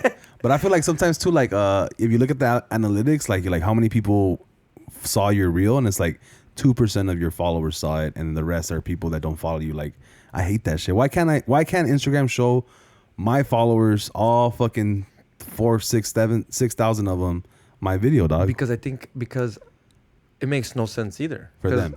On my phone, I'll be scrolling and sometimes I haven't seen my homie's account and I'm like, why is it not showing it to me? Because you're following 3,000 people. How long do you have to scroll to get everybody's fucking content? Yeah. You get what I mean by that? Follow 20 people. Don't tell me you're not going to see everybody's fucking content that they post. How many do you follow? That's why Instagram's giving you the best of what they think is the best for you. Get what I mean by that? Which is why I tell people, like, and everybody, anyway, if you know me and you're my homie, I always tell you, like, hey, if you don't only like it, hit the save button. That helps with my algorithm. No te cuesta nada. Yeah. Literally, you already hit the like button, hit the save button. If you can leave a comment, dope. But keep going. I tell my homies, the least you could do is hit the like button and hit the save button. That helps with the algorithm. It's letting people, oh, he saved it. Oh, why did he save it? Instagram don't really know, but, oh, he saved it for later. It's letting people know, oh, he saved it. It must be good. It must be good. It's an algorithm thing. It's literally like it. The faster you do it, like when we collab, I hit up all the homies, hey, we collab, hurry up, accept it. That way we can get the fucking traction. It's a fucking stupid numbers game. You ever have a guest where you post a clip, you send a collab, and then they lag it or they just don't accept it? So here's a little fucking, I'm not going to say who I got this insider information with, but I don't know if it's true, but I heard somebody that's been working with someone that's really big in the game said, hey, I sent you a collab, don't accept it for 6 or 5 hours later. I don't know what that meant because my homie told me that. I was like, hey, that video you posted did great. He's like, yeah, I know. He's like, the only weird thing is that fool told me to accept the collab 5-6 hours later. And he's huge, dog. And I was like, it's fucking weird because I make collabs. I'm like, accept it now. Like now. I'll even call George. Do it now, dog. It's been like 30 minutes. And I think maybe if you do it later, you get all of yours. Then they get all of theirs. I don't know. You gotta work with shit, dog. It's crazy, bro. Like, I don't know. I could be making this up. Someone just told me that, and I'm like, why? Why is this person with such a huge following know this? Why are they not letting everybody know what's going on? Maybe what I'm thinking is they'll do it by sections. Let's say we got 3 collabs. I accept mine first. Let's get all of mine first. Let's get all my homies. You accept yours later. You get all your homies. Except the third one. We get all the homies. Now we got 300 instead of 100. I'm making shit up right now. This is a literally conspiracy theory tinfoil hat episode 5. Algorithm conspiracies. But yeah, so I don't know if it makes sense, dog. I just heard the homie say that, and I sat there. I was like, that makes no sense. I recently did a collab with somebody, and they told me the same thing. They're like, "Oh, let's try this," and I don't know. I don't know if it worked or not. But they told me this guy. So the guy who told me, he's a huge bro. Where I think he posted so much where I think he's like.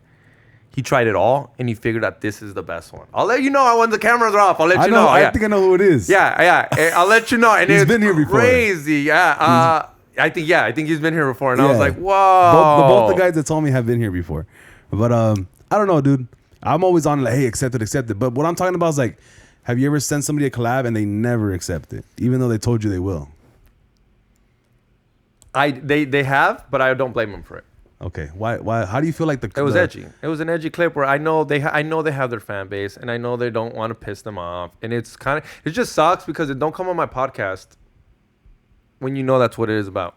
I was gonna say, like, what do you think the right thing to do is? Like, I would, even if you're not gonna accept it, at least take it off the request. Put no. You know, if you don't want to accept it, put no. Don't answer. At least leave a comment. Or share it to the story. Yeah, or share it to the story. Or, if it's that bad, because a lot of people are like, oh, I don't want that on my platform. Accept it for a couple hours. At the end of the day, mándalo a la verga. I don't want that on my feed. 24 hours and delete it. Remove yourself. I usually do that. Even if I don't like it, or I'm like to me, I don't like to accept a collab on a podcast where I didn't even say one word on it. That makes sense. And sometimes when we do that, where I'm like, I wasn't even talking. Like, what's the point? Why is this on my feed, dog? Like, it was you and Tommy, which is great. It was a great reel, but I'm not in it. Like, the point of my Instagram is, I'm in it. I want, like, when people click on it, go to Tommy's page, go to Ezel's page. This is a clip for you guys. Put this on the We Don't Smoke the Same page. I don't want it on my page, but I don't argue with anybody. Just accept it, and then at the end of the day, bye. And if you're gonna complain about it, I'm gonna tell you why I did it, because I'm not on it. Like, I'm not. What's the point of me? I'll give you the clout because I am part of the crew. This is my podcast. But like you said, I can see why sometimes they don't accept it. But like you said, you should do some courtesy. It took time to make. Yeah. At least hit the like button. At least fucking leave a comment. At least you could do like, oh, thanks for having me on. Yeah. Am I being a little bitch because I edited it? I fucking did the whole thing, and then like, damn, this fool's not accepting it. And then he doesn't accept it, and it gets 20 likes. I'm like, fuck, dog. Like, so here's my defense for you. You make a lot of edgy ones. Before making it, I would DM that person like, hey, I'm thinking about clipping this. You cool with it? Even though you said it, and even though it's out, and you already fucking opened your big fat mouth about it, are you cool with collabing with it? No, dog. I said something real crazy I don't want my mom to see. I don't know what... there's been one where someone made a reel over me, and I was saying something about my dad where it made my mom kind of not look great, and my mom, I was on Instagram. So I was like, man, you couldn't have picked anything else. But that was my fault for maybe not letting the homie know. And then his time got wasted, so I accepted it. I blocked my mom for a little bit. You blocked your mom? Yeah, and then I let it play. I uncollabed, and I accepted my mom again. Oh, okay. But I can see sometimes we were like, you have a female, maybe you're married, you got a lady, and you say some crazy shit. Oh, I was boning some chick, dog. And you're like, I don't want my lady to hear that. There's times where I get it, but at the end of the day, like you said, you already said it, dog. It's already on the internet. How is your girl also a content creator? Or she doesn't? No. So how is it? My girl isn't either. How is it? Like, do you take in consideration her like what she wants when it comes to like you maybe like recording things or saying things about your relationship like in public, like as far as podcasting, like, or you don't give a fuck and you just say whatever? Oh, I've lost so many good ones. I've lost so many chicks that I've dated because, bro, like, think about it. So I obviously say some crazy shit about like exes and stuff, but let's say I stop saying that, right? At the end of the day, she might hear me one time say, dog, I want my dick sucked by a hot to a girl. Because that's part of podcasting, bro. Like we're on We Don't Smoke the Same. We were there, we're hanging out, and then he's almost like, you watched that video, hot to a girl? And I'm like, yeah. And he's like, you let her, right? You think your lady or your wife wants to hear that at the end of the day, but it comes with this. It comes with being a podcaster. Obviously, she's like, well, I don't want to hear about your exes and all that. Eso lo puedo cortar. I can cut that off. But the other extra shit, like, it comes with the fucking territory. Like right now, like, I don't know what we were talking about. We were talking about Kamala Harris or Nancy Pelosi. Damn. It's just stupid guy talk. It's guy talk that doesn't matter. It's irrelevant. It's pointless. And like I said, like, you have to, and I've learned to watch my P's and Q's now. Now that I have a lady, I try to keep it now más calmado. Because, I mean, back then, the fucking open gate. But, no, I could see it. Yeah, you do have to be careful with what you say. I mean, at the end of the day, I don't know. I try not to still, though. What about your parents? Your parents watch you podcast, and have they ever seen a clip or anything that like really pisses them off? So, they're super fucking paisa. My dad can barely order my McDonald's to this day, dog. He's been here for forever, dog. My mom knows English. She follows me on Instagram and shit. And, yeah, there was like this clip. So, I just went to some music festival called Day Trip. It was here in Long Beach, a little music festival during the day, and I went with the homies and we vlogged it. And while I'm there, I look over to my right, and old homegirl of mine's there. We're old. What I mean by old is we're not homies no more. And I know we're not homies because she don't follow me on Instagram. I used to live with her man, and when I was moving out, it was so crazy that I had my homie come over in case me and him that full through putazos. So they should have said hi to me. Come, they say hi to me. I'm like recording, and we record her. She got her tits out and shit. And the second they walk away from me, I look back at the camera. I'm like, and guess what? My dad hooked up with her. No. My dad had hooked up with her, dog. While they were still together? No. They've been divorced for a long time. But like I said, my mom still doesn't want to hear that, type of shit. So like I said, we do the video, we do the vlog, and the homie makes a reel. Damn. Like I said, I maybe should have told him, can you not make that a reel? Makes it a reel. Yeah, I seen that one. It's a great reel, dog. It gets the attention, dog. You're like, okay, I need to see who his dad hooked up with. Yeah. It says, and my dad hooked up with her. And like I said, my mom follows me on Instagram. I didn't think she'd capture what I said, or I didn't think she'd care. I think she'd be like, él y sus pendejadas, like usual. Calls me up, dog. ¿Qué onda, ma? ¿Qué significa hookup? ¿Tú dijiste que tu pa hace hookup con alguien? Thrown off, I don't even know what to say, but my comedic thing in me, I said, hookah, como él fumó hookah con mis amigos. And my mom's like, sí tú. Yo me metí en el internet, it significa salir con alguien. Caught me, dog. Caught me in my lie, dog. And I'm like, no, that's the new lingo. No entiendes, mom. But like, that's what I mean. One of those moments where you're like, fuck, and you gotta. But like I said, it's already on the internet. I told my dad too. I was like, hey, I said this. My mom might see it, and he's like, what it is. My dad's a player too, though. But hey, your dad's kind of a crazy fool, huh? Crazy, dog. Crazy. What's some of the crazy shit that fool does? Because that fool be going back and forth, no? That fool lives in that fool works union here, but then he's got a ranch in Sonora. Okay. And he's got a rancher. So he takes care of the ranch, but my dad goes in and out, go check up on his shit, comes work union here, makes his loot here, invests his money over there. Has it ranchero, has his cows. So he's in and out, and he's divorced. So he's got union money now out there. So he goes allá a su ranchito, agarra cualquier la que quiera, and blows money. He can't do that here, though. Yeah. He ain't got money like that here, but allá en su ranchito, union money. He's rich. He's rich. Don Martín le dicen, ahí viene Don Martín. Ay, nomás, Don Martín. Are you the last kid? I'm the first kid. You're the first kid. Only boy. So how many brothers and sisters you got? Just that we know of. Yeah, exactly. Little play over there. I got me and my sister, and then I have a half sister. Okay. Yeah, but you don't got no like brothers and sisters in Mexico. Nah, that you know. That I know of just yet. No. But yeah, a little player, dog. Since I was a little kid, dog. Yeah. Like little kid, bro. Like shit that shouldn't be okay. Like I would get covering for my dad when he was cheating, type of shit, dog. Damn. Crazy shit. Like getting calls from my dad. Hey, ¿qué está haciendo? Nada. Corre al cuarto y mete en mi maleta. Y en la maleta está el mezclilla. Sácalo y quita el condón que está allá adentro. Antes que tu ma lave la ropa. Damn. From 13, dog. I'll go get this condom. I kept it, dog. I didn't get back to my dad. I used it. If it fits my dad, it fits me. But, I fucking Jeffrey Epstein him. What do you mean?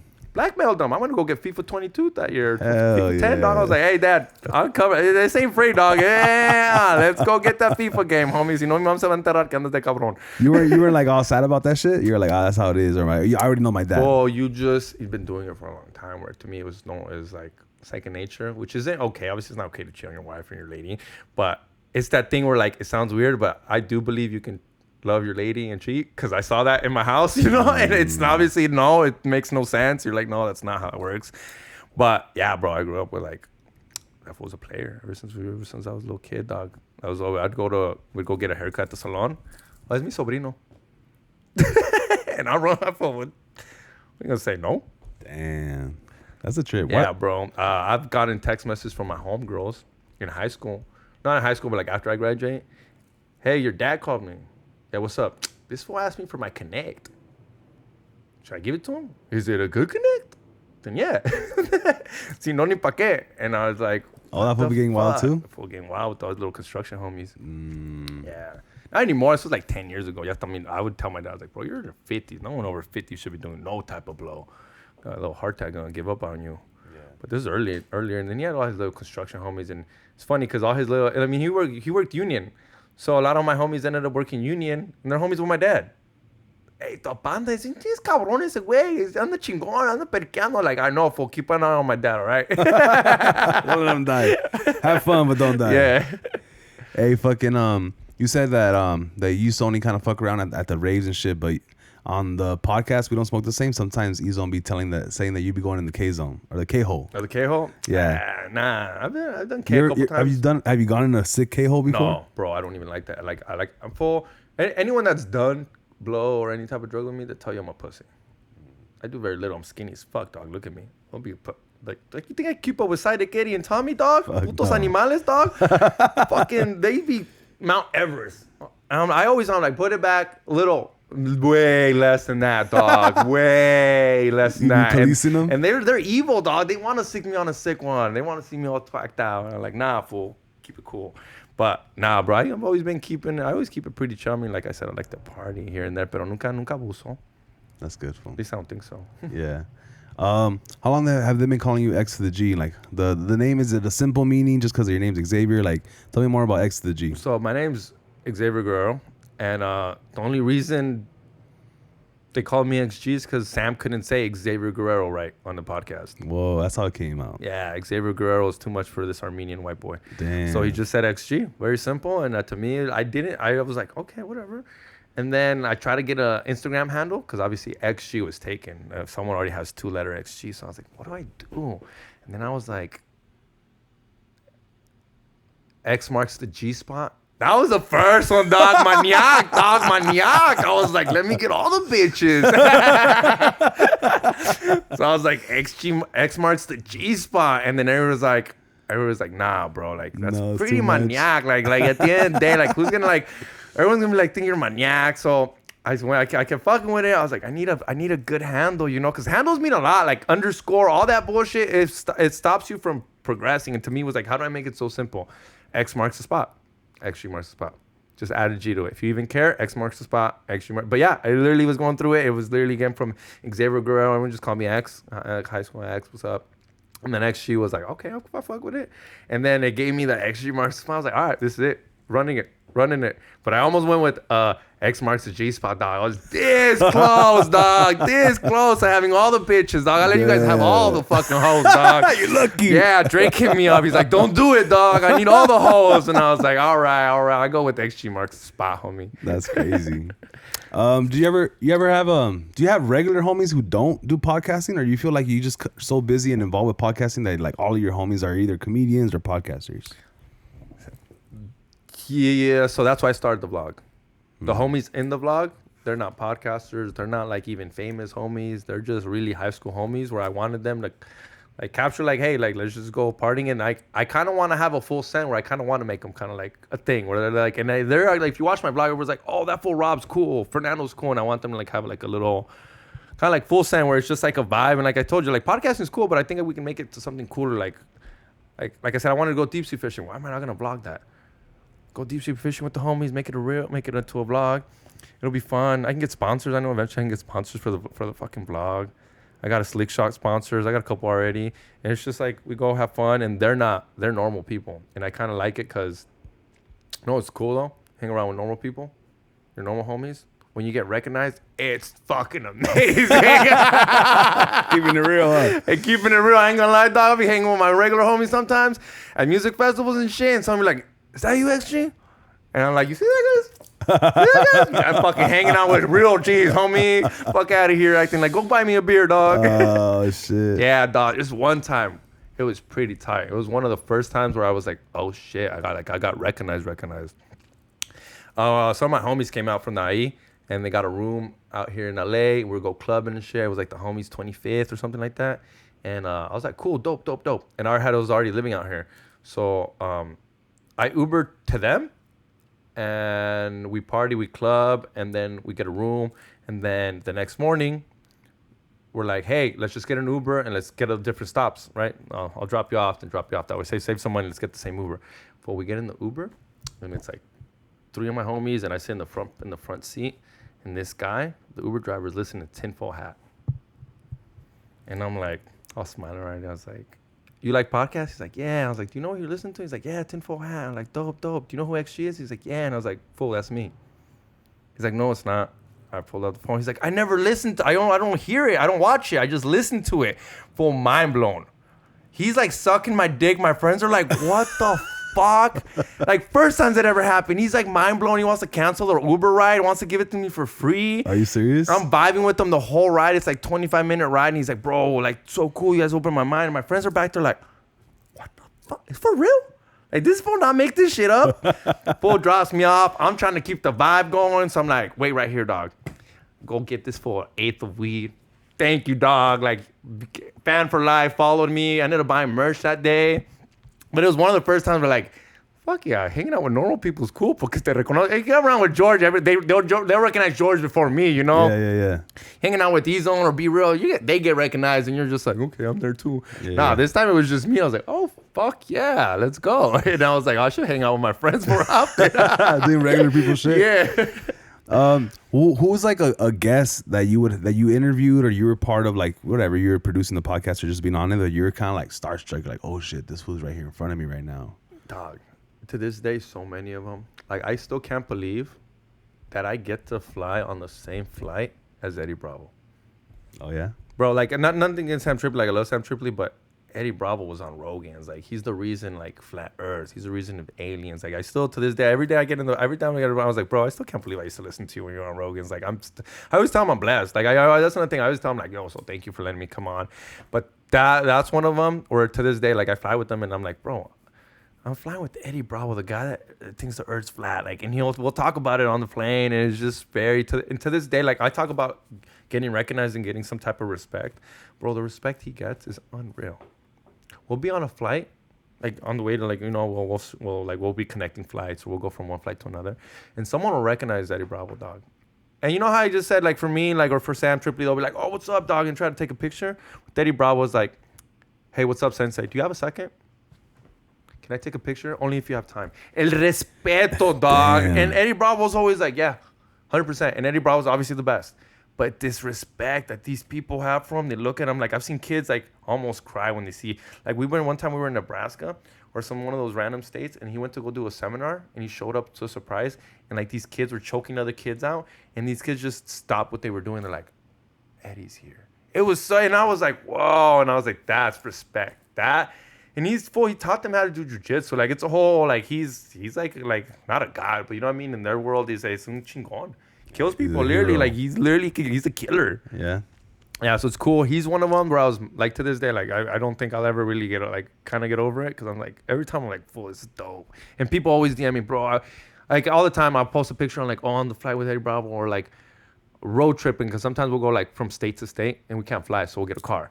And the conversations, bro, on there, and people DM me like, bro, I wish I was a fly in that room.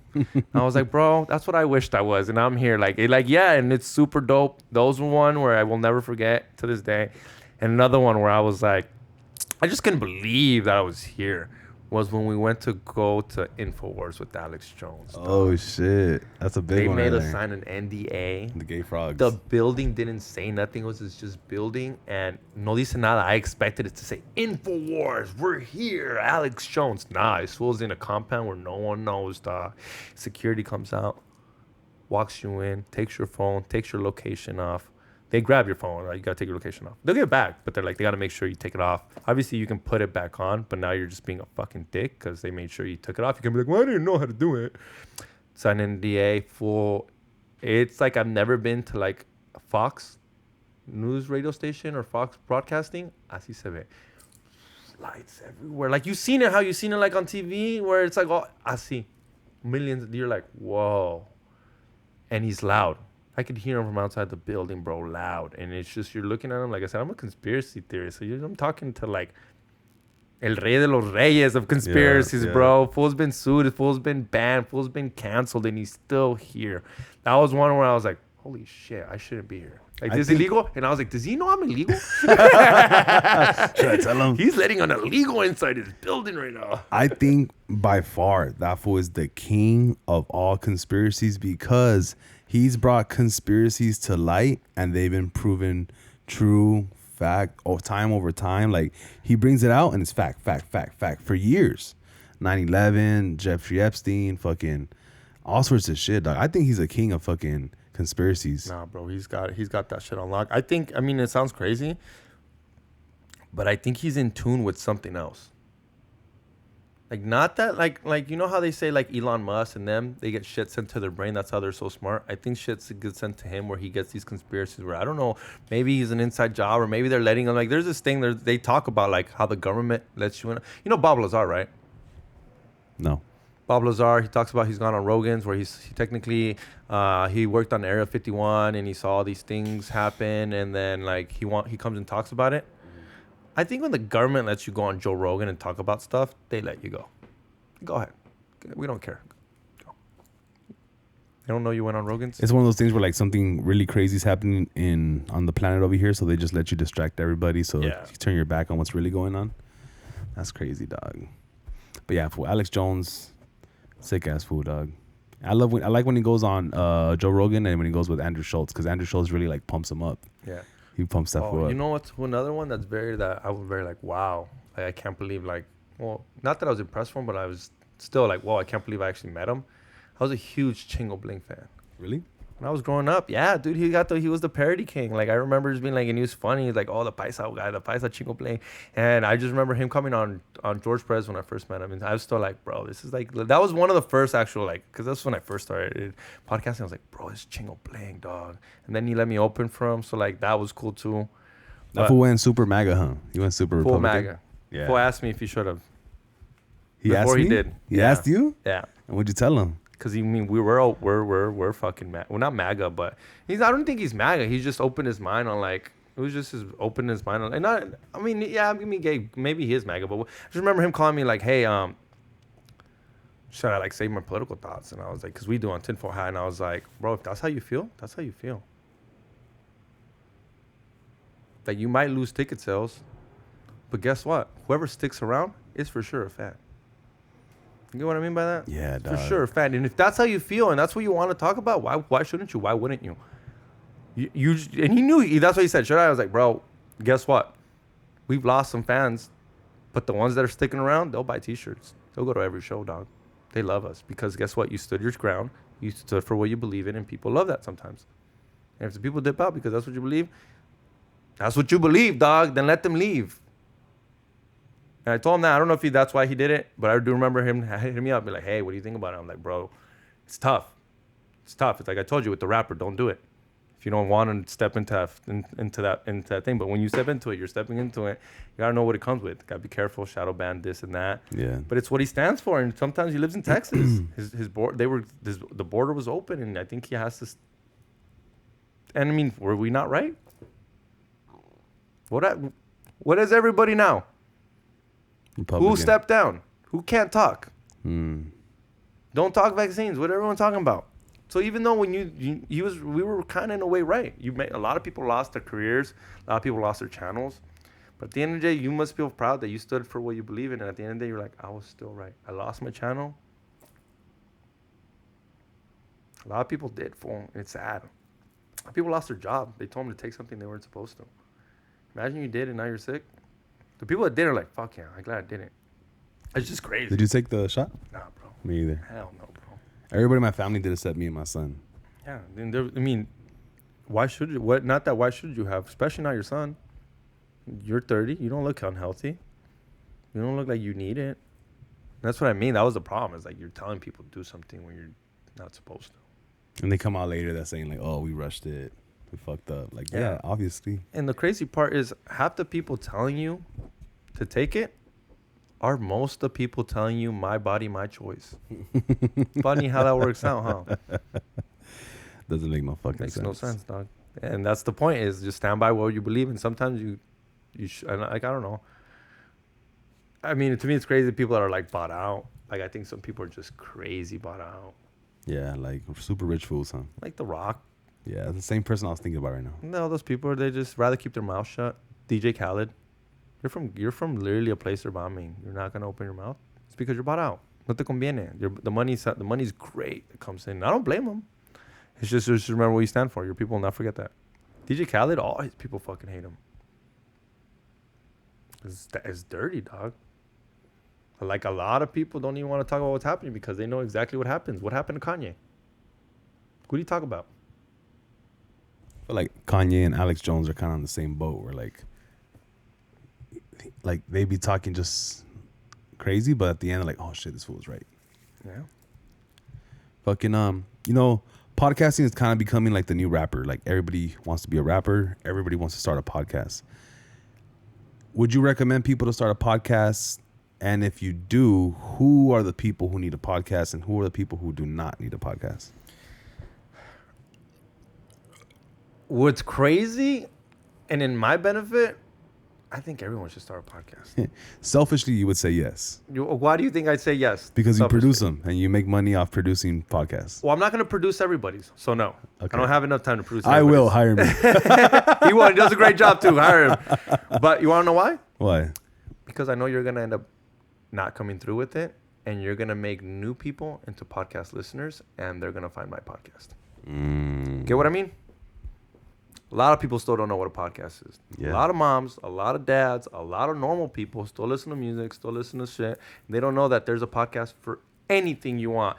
You're into Harry Potter? There's a Harry Potter podcast. Yeah. You're into Game of Thrones? Game of Thrones podcast. You into soccer? Soccer podcast. There's something for everybody. And like I said, I'm not gonna produce everybody's podcast. I just need more people to be aware of what a podcast is. So my 8,000 that I do get some more views.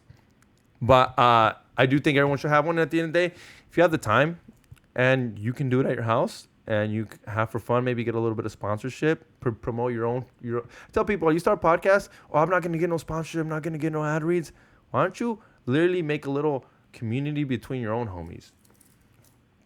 Your homie has a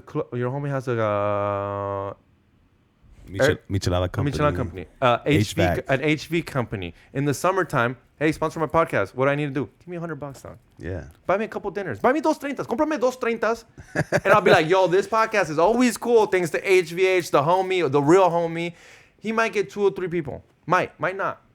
You're not making a lot of money, but if you love it and you like it, and it's in your house, you got the vibe, you got the cameras, you like it, your homie's like, why not record us talking shit? We're already talking shit. Mm-hmm. Why not? The thing I tell people is don't expect to make a lot of money. I'll tell you, one of my podcasts, I'm not going to tell you which one because I'm just going to put it on blast. One of them still not making me like loot. It's pretty much but it's fun. I love it. It's a great time. And the other one's making money and I'm still getting promotion. I'm still plugging my other stuff in where it's still fun. I see the benefit in the long run. But that's what I tell people. People hit me up. I want to start a podcast. My first thing is like, what's your budget? What do you want trying to get out of it? What are you going to promote? You going to promote something? Do you have something to promote? Because are you going to get the views on YouTube? Is it going to be worth the views?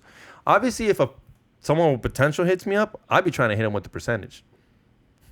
That's where the real money's at.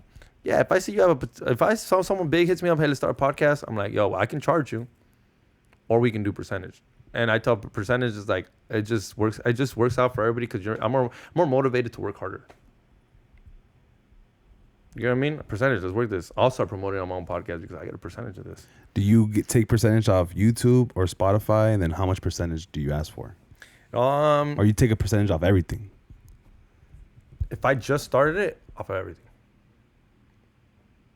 But it's very little. But how do you know if you're getting the right percentage? You need the password to everything. Like you guys need to both be able to see how much money you guys are making. Yeah. I usually upload, so I can see all that. I can usually see all that. You take care of all the back end. Yeah, they just gotta show up basically. Well, yeah, I mean, I make it very like. There's a couple comedians where I made it so simple where their producer literally shows up, turns on the cameras, turns on the laptop, press record, and can upload to YouTube. That's how easy I can make it for someone. But that means the cameras have to stay steady. You have to have a place. Like at George's, we do it at his living room, which is fucking amazing because it's the vibe. it's a nice vibe from. But every day I put up the cameras, put them down. Yeah, like I do here. Like you do here. If you left it here, you can literally show up every day, turn the cameras on, and go. That's how I do it for some people that want that. And that's so easy for me, and it's so easy for everybody. But you can't move the cameras, and a lot of people use the space for like living rooms or stuff or other stuff. And like I do a podcast, they use it for like they move the cameras for other podcasts, so I have to move the cameras. It just makes it, and I have to charge more for that because now I have to fucking set up every week instead of just show up. Yeah, but like I have a whole package. I have like if you want to start a podcast, I'll do all 4 episodes, all 4 reels, all 4 thumbnails, my equipment. If you want to buy your equipment, I'll give you your equipment. So like I do everything for everybody, but yeah, it's a thing.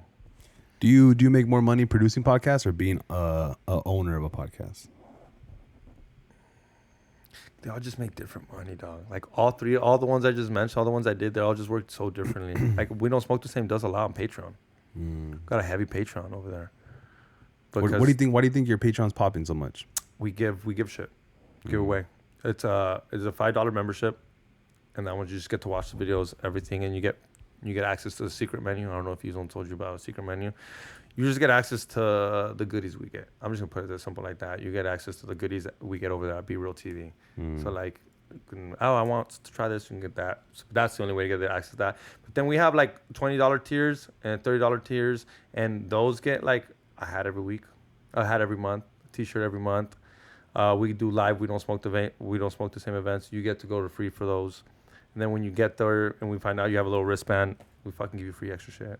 But it's just a nice little Patreon. And these people, they're stoners. All of them are stoners. So they appreciate the thing on there. On the Patreon, we go and we review weed, the strains and stuff. So it's a little bit more of like, so you got to be a stoner. You got to be a stoner. I'm not going to lie. Most people are like, if you're not a stoner, I can see. Well, the name of the podcast, We Don't Smoke the Same. That's what I said. Yeah. It's in the name. Spotify and Apple, I don't really get. I get most of my views, I would say, on YouTube. On YouTube? Yeah. But I'm still, bro, like, some of my episodes, if my episode gets 150 views in a week, I'm pretty happy with that, dog. Because, like, I'm a nobody, you know? And it's obviously the guest. But the clips, if the clips go like 5,000, 10,000, I'm happy with that. But I do have a 20,000 view YouTube video. I do have a couple million clips, which are dope. But that doesn't happen every week. No, and it's funny. People think Instagram views represent YouTube views. They don't. Hell no. Not even close, dog. I follow this. I like this podcast that makes reels. They make like really good reels. The guy that talks has pretty good insight on something. And I was like, I clicked on their YouTube channel. I was like, bro, they might be killing it on YouTube. They're killing it on Instagram. Bro, I had more views on my YouTube channel. Damn. I felt bad because I was like, bro, this isn't representing what the Instagram. People just don't care. Just it doesn't cross over. It makes no sense.